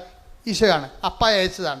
എൻ്റെ പിതാവിനെ അയച്ചതുപോലെ എന്ത് ചെയ്യണം? ഞാനും നിങ്ങളെ അയക്കുന്നു. അപ്പോൾ നിങ്ങൾ പോകുമ്പോൾ യേശു ക്രിസ്തുവാണ് നിങ്ങളെ ഗവൺമെൻറ് ആശുപത്രിയിലോട്ട് പറഞ്ഞു വിട്ടിരിക്കുന്നത് എന്ന് നമുക്ക് ഫീൽ ചെയ്യണം. അപ്പോഴാണ് അത് പ്രേക്ഷിത പ്രവർത്തനമാകണത്. യേശു ക്രിസ്തുവാണ് നിങ്ങളെ കർത്താവെ ഒരു 10 പത്രം കയ്യിലെടുത്ത് അല്ലെങ്കിൽ 10 പൊതിച്ചോറ് ഉണ്ടാക്കുന്ന സമയത്ത് നിങ്ങൾ ജപമാല ചൊല്ലിക്കൊണ്ടാണല്ല രോഗികൾക്ക് വേണ്ടി പൊതിച്ചോറ് ഉണ്ടാക്കുന്നത്. അപ്പോൾ ഉണ്ടായിക്കൊണ്ടിരിക്കുന്ന സമയത്ത് നിങ്ങൾക്ക് അത് കൊണ്ടുപോകുന്നതിന് വേണ്ടി പരിശുദ്ധാത്മാവ് നിങ്ങൾക്ക് ആ സമയത്ത് തരും ദൈവം. അതാണ് പ്രേക്ഷിത പ്രവർത്തനത്തിൻ്റെ ഗുണം. പരിശുദ്ധാത്മാവ് തന്നു കഴിഞ്ഞാൽ ഇപ്പോൾ ഈ ജിബിൻ്റെ സാക്ഷ്യം കണ്ട് ജുബിൻ ഞാൻ പറഞ്ഞു നേരത്തെ പറഞ്ഞ കക്ഷിയില്ലേ, അയാളുടെ ചെറുപ്പക്കാരനാണ്. അയാൾ ഉടമ്പടി എടുത്തപ്പോൾ എന്താ സംഭവിച്ചത്? അയാൾക്ക് 4 സപ്ലൈ ഉണ്ടായത്, പിന്നെ അത് കൂടി 7 സപ്ലൈ ആയി. പിന്നെ എന്ത് ചെയ്ത് അടുത്ത എഴുത്തിന് 7 സപ്ലൈ ആൾ ജയിച്ചു. അതാണ് വിഷയം. അപ്പോൾ അത് പക്ഷെ അയാൾ ചെയ്യണ കാര്യം എന്താണെന്നറിയാമോ? അയാൾ അതായത് വേറെ ബ്ലോസം എന്ന് പറഞ്ഞൊരാളെ കണ്ടുമുട്ടി ആശുപത്രി ചെന്നപ്പോൾ. ബ്ലസ്സൻ, ഈ ജൂബിൻ ബ്ലസ്സൻ എന്ന് പറഞ്ഞൊരാളെ ആശുപത്രിയിൽ കണ്ടുമുട്ടി. ബ്ലസ്സൻ എന്താ? ബ്ലസ്സന് ക്യാൻസറാണ്. അപ്പോൾ ബ്ലസ്സനെ ചികിത്സിച്ച് അവന് അയാളുടെ കയ്യിലുള്ളതൊക്കെ കൊടുത്ത് അവന് ഭക്ഷണമൊക്കെ വാങ്ങിച്ചു കൊടുത്ത് ബ്ലസ്സിന് തോന്നി ഇവനിപ്പോൾ പാവപ്പെട്ടവനാണ്, ഇവൻ്റെ അമ്മ ഇവിടെ നിന്ന് നോക്കിക്കൊണ്ടുകൂടെ നോക്കിക്കൊണ്ട് നിൽക്കണം. അവർ പോയി കുളിക്കുകയോ വല്ലതും ചെയ്യണമെന്നുണ്ടെങ്കിൽ ഇവിടെ ഇവനെ നോക്കാൻ ആരുമില്ല. അപ്പോൾ ബ്ലസ്സൻ പറഞ്ഞ് ജൂബിൻ പറഞ്ഞു, ബ്ലസ്സിൻ്റെ അമ്മയല്ലേ, അമ്മ വീട്ടിൽ പോയി കുളിക്കുക നിനക്കൊക്കെ ചെയ്തിട്ട് വാ, ഞാനിവിടെ ഇവനെ നോക്കിക്കൊണ്ട് നിന്നോളാം. കളി വേണ്ട, അത് പ്രേക്ഷിത പ്രവർത്തനം എന്ന് പറഞ്ഞാൽ അതാണ്. കളി മറന്ന കണ്ടില്ലേ? അങ്ങനെ നിന്ന് എത്ര ദിവസം എന്നറിയാവോ? അവൻ പറഞ്ഞു അവർ പാവപ്പെട്ടത് കൊണ്ട് അവർക്ക് ഒരു നേരം ആഹാരം കിട്ടണമെങ്കിൽ പണിയെടുക്കണ്ടേ. അപ്പം അതുകൊണ്ട് ഞാൻ എന്ത് ചെയ്ത് അമ്മയെ പറഞ്ഞ് വീട്ടിൽ വിട്ടിട്ട് ഞാൻ 1 മാസം അവൻ്റെ കൂടെ നിന്നെന്ന് പറഞ്ഞു. Price the Lord. ഇതാണ് പ്രേക്ഷിത പ്രവർത്തനം. ഫ്രീഡിയ, ഇതാണ് പ്രേക്ഷിത പ്രവർത്തനം. അപ്പോൾ അവൻ മരിക്കാനായപ്പോൾ അവൻ പറഞ്ഞു എനിക്ക് ജൂബിനെ കാണണമെന്ന് പറഞ്ഞു. പിന്നെ ജൂബിൻ പോയി കണ്ടു. ജൂബിൻ്റെ കൂടെ കൈവച്ച് അവൻ മരിച്ചു. അപ്പോൾ ഒരു മനുഷ്യന്മാരെങ്ങനെ ജീവിക്കണമെന്ന് നോക്കിയേ. അവസാന നിമിഷമാണ് അവനെ ശുശ്രൂഷിക്കാൻ കിട്ടിയെങ്കിലും ആ ജീവിതകാലം മുഴുവൻ ഇതിൽ നിന്ന് വരുമാനം കിട്ടി. ഈ ജൂബിനെ ഈ ബ്ലസ്സനെ സ്നേഹിച്ചതിൻ്റെ പേരിൽ കർത്താവ് അവൻ്റെ മരണം വരെ ഇതിൽ നിന്ന് അവന് വരുമാനം വന്നുകൊണ്ടിരിക്കും, കൃപയുടെ വരുമാനം വന്നുകൊണ്ടിരിക്കും. ഒരിക്കലും ജൂബിനെ ദൈവം മറക്കത്തില്ല. അതുപോലെ നിങ്ങളെയും ദൈവം ഒരിക്കലും മറക്കാനാവാ ദൈവത്തിന് എന്ന് ഓർക്കാൻ പറ്റുന്ന രീതിയിൽ ഒരു പ്രേക്ഷിതയായി നിങ്ങൾ ഉയർത്താനും വളർത്താനും വേണ്ടി ഇടിമുഴക്കം പരിശോധിക്കണ്ടേ. തിരഞ്ഞെടുത്തയക്കണമേ എന്ന് പ്രാർത്ഥിക്കുന്നു. ഈ കാലഘട്ടത്തിൽ നിന്റെ കൈയും കാലുമായി പ്രവർത്തിക്കുവാൻ ഈ ആരാധനയിലൂടെ ഞങ്ങളെ അഭിഷേകം ചെയ്യണമേ എന്ന് പ്രാർത്ഥിക്കുന്നു. പരമദിവ്യകാരുണ്യത്തിന്. അപ്പൊ ജൂബിന്റെ പ്രേക്ഷിത പ്രവർത്തനത്തിന്റെ ഒരു മാനദണ്ഡം എന്താണെന്ന് നോക്കിയേ. ജൂബിന്റെ പ്രേക്ഷിത പ്രവർത്തനത്തിന്റെ മാനദണ്ഡം എന്താണ്? അതായത് അത് ക്രിസ്തുവിൻ്റെ പ്രേക്ഷിത പ്രവർത്തനത്തെക്കുറിച്ചുള്ള വിഭാവനതയാണ് മാനദണ്ഡമാണിത്. എപ്പോഴും നമ്മൾ വിഷയം ശ്രദ്ധിക്കേണ്ടത് വെച്ചാൽ നമുക്ക് ഓരോ ഉടമ്പടി എടുക്കുമ്പോൾ ഓരോ ലക്ഷ്യങ്ങളുണ്ട്. ഇപ്പം ഞാൻ ആദ്യകാലങ്ങളൊക്കെ പറഞ്ഞുകൊണ്ടിരുന്നത് ഇപ്പോഴും പറയണത് അതാണ്, ഉടമ്പടി ഉടനടി പരിഹാരം. ഒരു സംശയമില്ല കാര്യത്തിൽ. നിങ്ങൾ പത്രം എടുത്ത് നോക്കിയാൽ മതി. പക്ഷേ ഈ ഉടമ്പടി ഉടനടി പരിഹാരം കിട്ടിയില്ലെങ്കിലും 10,000 ഇപ്പോഴും ഇത്തിരി ഉടമ്പടി ദൈവത്തിൻ്റെ സമയത്താണത് നടക്കണമെന്നുണ്ടെങ്കിൽ 10,000 അതിനുള്ളിൽ വിശുദ്ധരായി ജീവിക്കുന്നുണ്ടെന്ന്. എന്താ കാര്യം? കർത്താവ് ചെയ്യുമ്പോൾ എല്ലാം കൃത്യമായിട്ട് ചെയ്യുന്നവർക്ക് നല്ല ക്രിസ്തുവിനെക്കുറിച്ച് നല്ല ഐഡിയ ഉണ്ട്. ക്രിസ്തുവിനെക്കുറിച്ച് ഐഡിയ ഇല്ലാത്ത ജനങ്ങളോട് സംസാരിക്കുമ്പോൾ എന്ത് ചെയ്യണം? ആ രീതിയിൽ സംസാരിക്കാൻ പറ്റത്തുള്ളൂ നമുക്ക്. ഉദാഹരണത്തിന് 1 Corinthians 3:1 എടുത്തേ. സഹോദരങ്ങളെ എനിക്ക് നിങ്ങളോട് ആത്മീയ മനുഷ്യരോട് എന്നതുപോലെ സംസാരിക്കാൻ സാധിച്ചില്ല. ജഡിക മനുഷ്യരോട് എന്നതുപോലെയും ക്രിസ്തുവിനെ കുറിച്ചുള്ള അറിവിന്റെ കാര്യത്തിൽ പൈതങ്ങളോട് എന്നതുപോലെയുമാണ് നിങ്ങളോട് ഞാൻ സംസാരിച്ചത്. പൈതങ്ങളോട് സംസാരിക്കുമ്പോൾ എന്ത് ചെയ്യണം? അവർക്ക് മിഠായി, ബലൂൺ, അതുപോലെയുള്ള കളിപ്പാട്ടം, ഇങ്ങനെ കുറേ സംഭവങ്ങളില്ലേ, അവർ കിട്ടിയാൽ മാത്രമേ മദറിൻ്റെ സ്നേഹം. നിങ്ങൾക്കറിയാവില്ല, ഇപ്പം കുഞ്ഞുങ്ങളെ അമ്മയെന്ന് വിളിക്കണ ആരെയാണ് പലപ്പോഴും? ആയമാരെ വിളിക്കണതല്ലേ. നാളെ ബംഗാളി ചേച്ചിമാർ വന്ന് നമ്മുടെ പിള്ളേർക്ക് നിങ്ങൾ 4 ലക്ഷത്തിൻ്റെ ശമ്പളം മേടിക്കും, നിങ്ങളുടെ മക്കൾക്ക് മുല കൊടുക്കുന്ന ആരായിരിക്കും? ബംഗാളി ചേച്ചിമാരായിരിക്കും. അപ്പം നമ്മുടെ മക്കൾ അവരെ എന്തെന്ന് വിളിക്കും? അമ്മയെന്ന് വിളിക്കും. നിങ്ങളെന്തെന്ന് വിളിക്കും? ആയെന്ന് വിളിക്കും. ഇതാണ് പ്രശ്നം. പിള്ളേരുടെ ഒരു സൈക്കോളജിയിൽ എന്താ ഉള്ളത്? ആര് എന്ത് കൊടുക്കുന്നു അവരാണ് അമ്മ. പറഞ്ഞിട്ട് കാര്യമില്ല. ആര് കൊടുക്കുന്നു? അമ്മ എപ്പോഴും അമ്മയാൽ നിൽക്കുന്നത് എന്തുകൊണ്ടാണ്? എല്ലാ കാര്യങ്ങളും കുഞ്ഞിനെ ചെയ്ത് കൊടുക്കുന്നത് കൊണ്ടാണ്. അപ്പം ദൈവത്തിന് ഇങ്ങനെ ഒരു കാലം ഉണ്ടെന്നാണ് പൗലോസ് പറയുന്നത്. ഒന്നിനു വായിച്ചത്, സഹോദരങ്ങളെ എനിക്ക് നിങ്ങളോട് ആത്മീയ മനുഷ്യരോട് എന്നതുപോലെ സംസാരിക്കാൻ സാധിച്ചില്ല. സംസാരിക്കാൻ സാധിക്കും. ആത്മീയ മനുഷ്യരോടാണ് സംസാരിക്കണമെന്നുണ്ടെങ്കിൽ എന്താണ്? നേരത്തെ പറഞ്ഞ കാര്യം 1 തിമോത്തി 4:8 എന്താണ്? ആത്മീയ മനുഷ്യരോട് സംസാരിക്കുന്നത് എന്തിനെക്കുറിച്ചാണ്? നിത്യജീവനെക്കുറിച്ചായിരിക്കും. ജഡിക മനുഷ്യരോട് സംസാരിക്കുന്നത് എന്തിനെക്കുറിച്ചായിരിക്കും? ഈ ജീവിതത്തിന് വേണ്ടിയായിരിക്കും സംസാരിക്കണത്. അപ്പോൾ ഈ ജീവിതത്തിന് വേണ്ടി കർത്താവ് അഡ്രസ്സ് ചെയ്യണില്ലേ? അതാണല്ല ഉടമ്പടി. ഈ ജീവിതത്തിന് വേണ്ടി അവർക്ക് വീഞ്ഞില്ല, അവർക്ക് വീടില്ല, അവർക്ക് ജോലിയില്ല, അവരുടെ വിവാഹം നടക്കണില്ല, അവർക്ക് രോഗമാണ്. ഇതല്ലേ പരിശുദ്ധ ഉടമ്പടിയിലൂടെ ഈശോയോട് പറഞ്ഞിട്ടല്ലേ സമയബന്ധിതമായി വിഷയം സമാധാനം ഉണ്ടാകേണ്ടത്. പക്ഷേ അടുത്ത പടി എന്താണ് ഉടമ്പടിയുടെ? ഈ ജീവിതത്തിന് വേണ്ടി മാത്രമാണ് നിങ്ങൾ യേശുക്രിസ്തു പ്രതിഷ്ഠിക്കുന്നത്. ഹല്ലേലൂയ ഹല്ലേലൂയ ഹല്ലേലൂയ ഹല്ലേലൂയ ഹല്ലേലൂയ. യേശുവേ നന്ദി, യേശുവേ സ്തുതി. 1 കൊരിന്തോസ് 15:19 ഈ ജീവിതത്തിന് വേണ്ടി മാത്രം പറഞ്ഞ ഈ ജീവിതത്തിന് വേണ്ടി മാത്രം ക്രിസ്തുവിൽ പ്രത്യാശ വച്ചിട്ടുള്ളവരാണെങ്കിൽ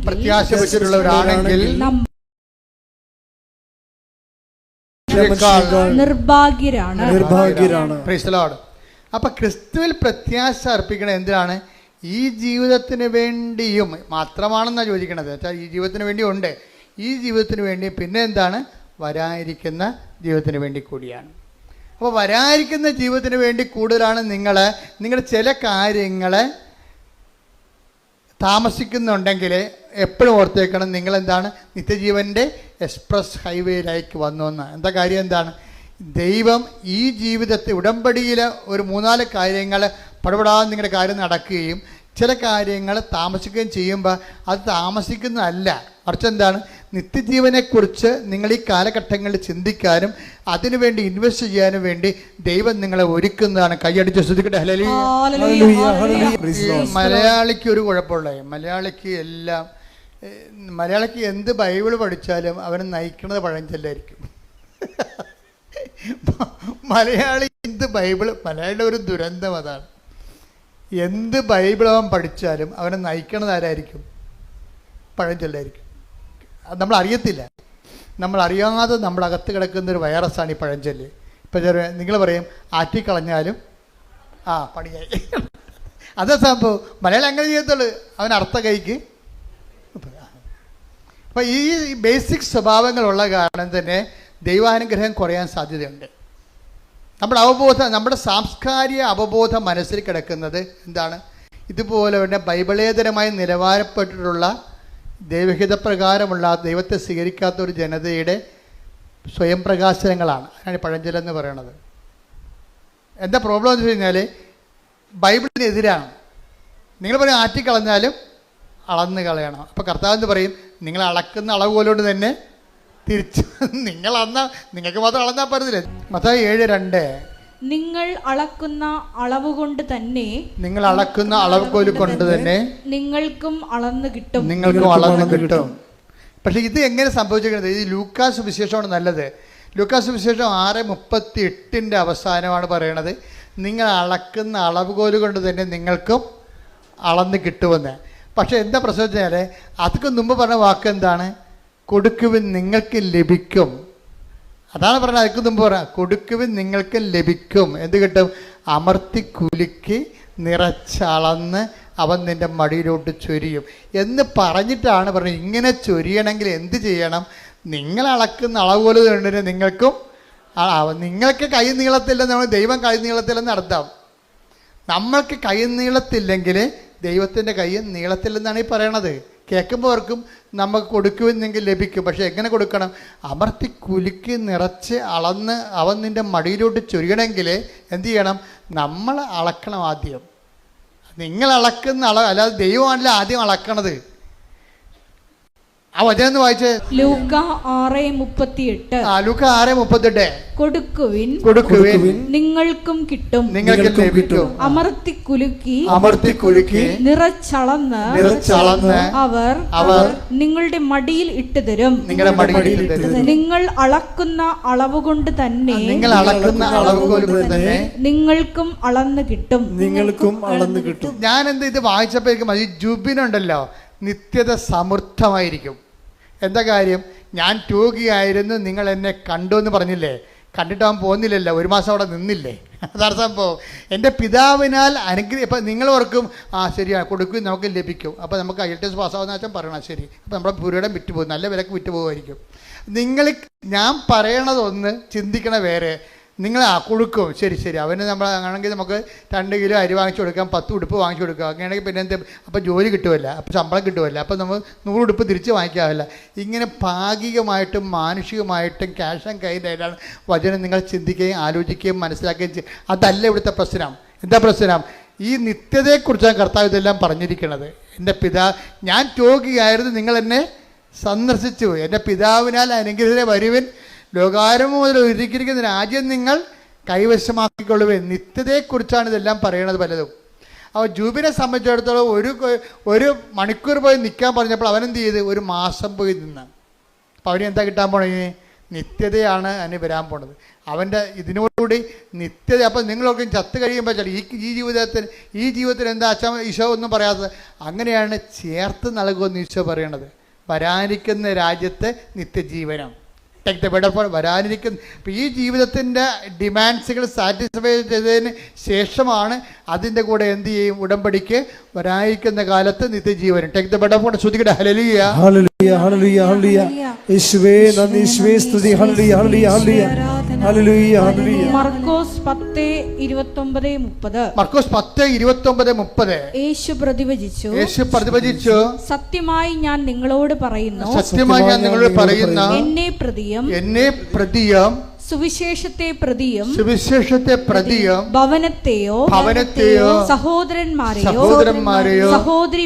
സഹോദരിമാരെയോ മാതാവിനെയോ പിതാവിനെയോ മക്കളെയോ വയലുകളെയോ ത്യജിക്കുന്നവരിൽ ആർക്കും ഇവിടെ വെച്ച് തന്നെ 100 ഇരട്ടി ലഭിക്കാതിരിക്കില്ല. ഭവനങ്ങളും സഹോദരന്മാരും സഹോദരിമാരും മാതാക്കളും മക്കളും വയലുകളും അവയോടൊപ്പം പീഡനങ്ങളും വരാനിരിക്കുന്ന കാലത്ത് നിത്യജീവനും. യേശുക്രിസ്തുവിന് വേണ്ടി നമ്മൾ കൊടുക്കുമ്പോഴേ ആ കൊടുക്കണ ആ സമയത്ത് ചില ആൾക്കാർ പറയത്തില്ലേ, എന്ത് കൊടുത്താലും ആ കൊടുക്കുമ്പോൾ കൊള്ളാമെന്ന്. മലയാളത്തിലുള്ള സംഭവമാണ്. എന്താണ്? കൊടുക്കുമ്പോൾ കൊള്ളാമെന്ന്. നമ്മൾ ആർക്കെന്ത് കൊടുത്താലും 5 മാസത്തേക്ക് ഇങ്ങനെ നമ്മളെ കാണുമ്പോൾ ചിരിക്കും. 6-ാം മാസം നമ്മളെ കാണുമ്പോൾ കണ്ട ഇതുപോലെ ഉണ്ടാകത്തില്ല. ദൈവം അങ്ങനെ അല്ലെന്നായി പറയണത്. പറഞ്ഞ മനസ്സിലായില്ലേ? ഇപ്പോൾ കൊടുക്കുമ്പോൾ പാസ്ത പറഞ്ഞ് തന്നെ കൊടുക്കണം. എന്താ വിഷയം എന്ന് വെച്ചാൽ നമ്മൾ ദൈവത്തെ സ്നേഹിക്കുന്നുണ്ടെന്ന് മനസ്സിലാകണത് നമ്മൾ ദൈവത്തിന് വേണ്ടി നമ്മുടെ ജീവിതം ചെലവഴിക്കുമ്പോഴാണ് മനസ്സിലാക്കുക. ഇപ്പം നിങ്ങൾ തന്നെ ഒരു ദിവസം എന്തുമാത്രം മനുഷ്യരെ എനിക്ക് വേണ്ടി പ്രാർത്ഥിക്കണത്. ഞാൻ വീട്ടിൽ കല്യാണം കഴിഞ്ഞ് ജീവിച്ചിരുന്നെങ്കിൽ പ്രാർത്ഥിക്കും ഇത്തിരി ആൾക്കാർ. അതാണ് സംഭവം. ഞാൻ കർത്താവിന് എൻ്റെ ജീവിതം കൊടുത്തപ്പോൾ ലക്ഷക്കണക്കിന് മനുഷ്യരല്ലേ നമ്മളെ പ്രാർത്ഥിക്കാൻ വേണ്ടി നിൽക്കണതും നമുക്ക് വേണ്ടി പ്രാർത്ഥിക്കണതും ശുശ്രൂഷകളെല്ലാം സഹായിക്കണതും എന്തെല്ലാം കാര്യങ്ങൾ. അതുപോലെ നിങ്ങളും എൻ്റെ ദൈവത്തിലെ ഇപ്പോൾ ഇത് പ്രേക്ഷിത പ്രവർത്തനത്തിൻ്റെ സമയമാണ്. ഇപ്പം അച്ഛൻ്റെ കൂടെ പ്രേക്ഷിത പ്രവർത്തനം ചെയ്യണമെന്ന് ആഗ്രഹിക്കുന്നവർക്ക് വന്നിവിടെ ഒന്ന് നിൽക്കാം, ഒരു കുഴപ്പമില്ല. ഇപ്പോൾ 5 കൊല്ലം വേണം 5 കൊല്ലം നിൽക്കാം, 3 കൊല്ലം വേണം 3 കൊല്ലം നിൽക്കാം, ജീവിതകാലം മുഴുവൻ വേണമെങ്കിൽ നിങ്ങൾക്ക് നിൽക്കാം. അതൊക്കെ പക്ഷേ നിങ്ങൾക്ക് ബോധ്യം ഉണ്ടാകണം ഈ വിഷയത്തെക്കുറിച്ച്. കാര്യം ഇവിടെ നിൽക്കുന്നവർ വെറുതെ ഒരു ധ്യാനകത്തിൽ പോയി നിൽക്കുകയല്ല. മാതാവിൻ്റെ പ്രത്യക്ഷീകരണത്തിന് സ്ഥിരീകരണത്തിനായിട്ട് ഞാൻ എൻ്റെ ജീവിതം കൊണ്ട് സാക്ഷിയാണെന്നുള്ള രീതിയിൽ പ്രത്യക്ഷീകരണത്തിൻ്റെ സാക്ഷികളാണ്. ആ കാര്യത്തിൽ ബോധ്യമുള്ളവരായിരിക്കണം വരേണ്ടത്. ആ കാര്യത്തിൽ ബോധ്യം ഉണ്ടാകണം. അല്ലാത്തവർ 5 കൊല്ലം ഈ പ്രത്യക്ഷകരത്തിൽ ബോധ്യമില്ലാത്തവർ 5 കൊല്ലം വന്നാലും പണിക്കാരാണ്. ആ പണി കഴിഞ്ഞ് പോവും. ഞാൻ അവരുമായിട്ട് വലിയ ബന്ധങ്ങളൊന്നുമില്ല ശരിക്കും പറഞ്ഞു. അങ്ങനെ എത്രയോ പേര് ഇവിടെ വന്ന് പ്രവർത്തിച്ച് പോകുന്നുണ്ട്. I am not seeing personally them. കാര്യം എന്നെ സംബന്ധിച്ചിടത്തോളം ഞാൻ നോക്കണത് എപ്പോഴെന്താണ്, പ്രത്യക്ഷീകരണത്തെ ഇവർക്ക് ബോധ്യമുണ്ടോ, മാറാവിടെ പ്രത്യക്ഷപ്പെട്ടതായിട്ട് അവർക്ക് ബോധ്യമുണ്ടോ, അതനുസരിച്ച് തന്നെയാണോ അവരുടെ ശുശ്രൂഷകൾ മുന്നോട്ട് പോണത്. അവിടെ സംസാരങ്ങൾ മാതാവിൻ്റെ പ്രത്യക്ഷത്തെക്കുറിച്ച് നമുക്ക് കിട്ടുന്ന അറിവെന്ന് പറയുന്നത് ഒരു അഭിഷേകദാനമാണ്. അത് കിട്ടാതെ ആരെല്ലാം ഇവിടെ ഒരു ജന്മം ഇവിടെ നിന്നിട്ടൊരു കഥയില്ല. അതുകൊണ്ട് വരാൻ പോകുന്നവരെ പ്രേക്ഷിത ആണായാലും പെണ്ണായാലും ഓർക്കുക, മാതാവിൻ്റെ പ്രത്യക്ഷീകരണമാണ് കൃപാസനത്തിൻ്റെ ആ ഹൃദയസ്പന്ദനമെന്ന് പറയണത്. ആ പ്രത്യക്ഷീകരണത്തെക്കുറിച്ച് ദൈവം തന്നെ നിങ്ങൾക്ക് ബോധ്യങ്ങൾ തരണത് അനുഭവങ്ങളിലൂടെ ആയിരിക്കണം. അതിലൊക്കെ ഒരു ആകർഷണം തോന്നിക്കഴിഞ്ഞാൽ ഓരോ മകനെയും മകളെയും കർത്താവിൻ്റെ തിരുമുറിവാർന്ന വലത് കർത്താൻ ആശീർവദിക്കുന്ന സമയമാണ്. കർത്താവേ കണ്ണീരോടെ പ്രാർത്ഥിക്കുന്ന കർത്താവേ, സ്വർഗം തുറക്കണമേ. അടിപ്പിണർ പോലെ വൈദാക്കാലം പോലെ ദൈവികമായ ശക്തി ഓരോ മകന്റെ മേലും അടിപ്പിണർ പോലെ വൈദാക്കാലം പോലെ ദൈവികമായ ശക്തി ഓരോ മകന്റെ മേലും കർത്താവിന്റെ വിശുദ്ധ രക്തം ഉച്ച മുതല് ഉള്ളംകാലം വരെ കർത്താവിന് അരിച്ചിറങ്ങട്ടെ. കർത്താവിന് ശക്തി. കർത്താവ് തൈറോയ്ഡ് രോഗികള്, PCOD രോഗികള്, പിസ്റ്റുല രോഗികള്, കരള് രോഗികള്, ഹൃദയ രോഗികള്, ശ്വാസകോശ രോഗികള്, ഹൃദയ രോഗികള്, കിഡ്നി രോഗികള്, കുടല് രോഗികളെ സമർപ്പിച്ച് പ്രാർത്ഥിക്കുന്ന കർത്താവ് കുഞ്ഞുങ്ങളെ സമർപ്പിച്ച് പ്രാർത്ഥിക്കുന്ന കർത്താവ്. ഈശോ നിന്റെ തിരുമുറിവാർന്ന് വളർന്നു കയറാൻ കുഞ്ഞുമക്കളുണ്ടാവുമ്പോഴും രോഗികളായിട്ട് കുഞ്ഞുമക്കളെ കണ്ണീരോടെ കരയുന്ന അമ്മമാരെ അവിടെ കുഞ്ഞുങ്ങളെ സ്പർശിക്കണമേ എന്ന് പ്രാർത്ഥിക്കുന്ന കർത്താവ്. നിന്റെ സ്വർഗീയമായത് കർത്താവ്, നിന്റെ ഉന്നതമായ നാമത്തെ മഹത്വപ്പെടുത്തുന്ന കർത്താവ്. മക്കളില്ലാത്തവരെ സ്പർശിക്കുന്ന കർത്താവ്, ഭവനരഹിതരെ സ്പർശിക്കുന്ന കർത്താവ്. സാമ്പത്തികമായ ക്ലേശങ്ങളുള്ളവര്, ഭാരങ്ങളുള്ളവര്, പരീക്ഷ എഴുതി നിൽക്കുന്നവർ, റിസൾട്ട് പ്രതീക്ഷിക്കുന്നവർ, കർത്താവെ ജോലിക്ക് വേണ്ടി പരിശ്രമിക്കുന്നവർ, ജോലി നഷ്ടപ്പെടാൻ പോകുന്നവർ, ലിസ്റ്റ് ക്യാൻസലാകാൻ പോകുന്നവർ, യേശു ക്രിസ്തുവിന്റെ ഉന്നതമായ നാമത്തില് മാർഗ തടസ്സങ്ങള്, ജീവിതങ്ങള് യേശുവിന്റെ നാമത്തിൽ മാറിപ്പോകട്ടെ. ശ്രദ്ധിക്കട്ടെ. ചെയ്യുന്ന കർത്താവെ, കണ്ണിന് കരുക്കളുള്ളവരെ, കണ്ണിന് ദശ വളരുന്നവരെ, കർത്താവ് കണ്ണിന് കാഴ്ച മുട്ടിയവരെ അങ്ങനെ തിരിച്ച് സമർപ്പിച്ച് പ്രാർത്ഥിക്കുന്നു. മറാത്ത തലവേദനയുള്ളവരെ സമർപ്പിച്ച് പ്രാർത്ഥിക്കുന്ന കർത്താവെ. കണ്ണിൽ നിന്നും കാതിൽ നിന്ന് ഫ്ലൂയിഡ് വരുന്നവരെ, പഴുപ്പ് വരുന്നവരെ സമർപ്പിച്ച് പ്രാർത്ഥിക്കുന്ന കർത്താവ്. തൊണ്ടയിൽ മുഴയുള്ളവരെയും, തൈറോയ്ഡ് രോഗികളെയും, ടോൺസൈറ്റ് രോഗികളെയും, സ്പിറ്റുല രോഗികളെയും, സ്പോണ്ടിലൈറ്റിസ് രോഗികളെയും സമർപ്പിച്ച് പ്രാർത്ഥിക്കുന്ന കർത്താവേ. നിന്റെ വിശുദ്ധ പൗരോഹിത്യത്തെ മഹത്വപ്പെടുത്തണമേ കർത്താവെ. സഭയിലുള്ള സാന്നിധ്യം പ്രകടമാക്കണമേ. എൻ്റെ കർത്താവിൻ്റെ ഉന്നതമായ നാമത്തിൽ ഏത് രോഗത്തിന് വേണ്ടിയാണോ, ഏത് ജീവിത ആവശ്യത്തിന് വേണ്ടിയാണോ, ഏത് ഡേറ്റ് ഇട്ട് പ്രാർത്ഥിക്കുന്ന വിഷയമാണോ, ഏത് രേഖ ആവശ്യപ്പെട്ടുള്ള വിഷയമാണോ, ഏത് ജോലി ആവശ്യപ്പെട്ടുള്ള വിഷയമാണോ, ഏത് ഡേറ്റ് നിശ്ചയിച്ചുകൊണ്ട് അതിന്റെ ശുഭകരമായ മറുപടി പ്രതീക്ഷിക്കുന്ന കാര്യങ്ങളാണോ, യേശുവിന്റെ നാമത്തിൽ മാതാവിന്റെ മധ്യസ്ഥത്തില് ദൈവിക ഇടപെടലുണ്ടാകട്ടെ.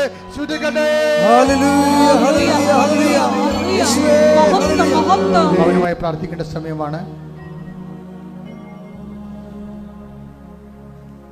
ഒരിക്കൽ കൂടി മരിയൻ ഉടമ്പടിയിൽ സമർപ്പിച്ചിരിക്കുന്ന എല്ലാ വിഷയങ്ങളും ദൈവമാതാവിൻ്റെ മധ്യസ്ഥതയിൽ ദിവ്യകാരുണ്യ സന്നിധിയിൽ സമർപ്പിച്ചുകൊണ്ട് നമുക്ക് ഒരു നിമിഷം മൗനമായിട്ട് പ്രാർത്ഥിക്കാം. ദൈവസ്നേഹത്തോടെ ദൈവിക പ്രത്യാശയിൽ മുന്നേറിക്കൊണ്ട് ഉടമ്പടി നിബന്ധനകൾ പാലിച്ചുകൊണ്ട് പരിശുദ്ധ അമ്മയുടെ പ്രത്യക്ഷീകരണത്തിൻ്റെ സ്ഥിരം സാക്ഷ്യമാക്കി ഞങ്ങളെ ഓരോരുത്തരെയും, ഞങ്ങളുടെ കുടുംബങ്ങളെയും സ്ഥാപനങ്ങളെയും ഈശോ ഉയർത്തണമേ എന്ന് പ്രാർത്ഥിച്ചുകൊണ്ട് നമുക്ക് ശിരസ്സ് നമിച്ച് ദിവ്യകാരുണ്യനാഥൻ്റെ ആശീർവാദം സ്വീകരിക്കാം.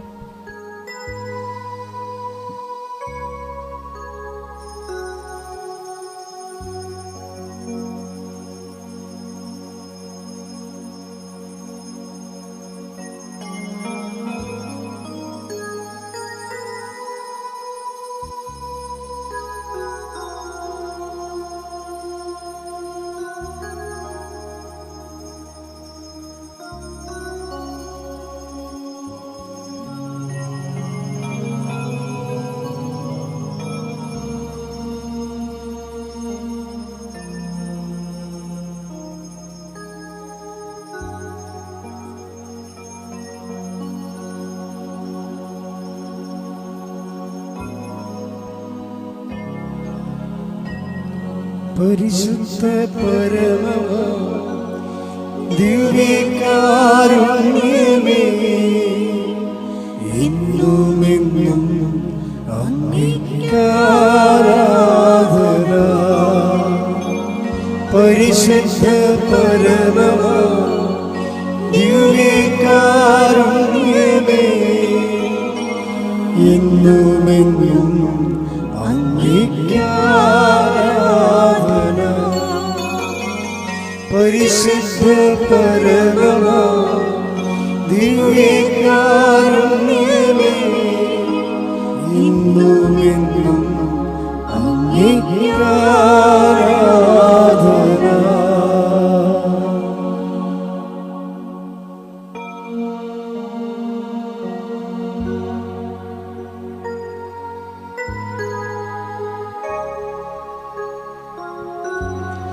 ആവേ ആവേ ആവേ മരിയ, ആവേ ആവേ ആവേ മരിയ.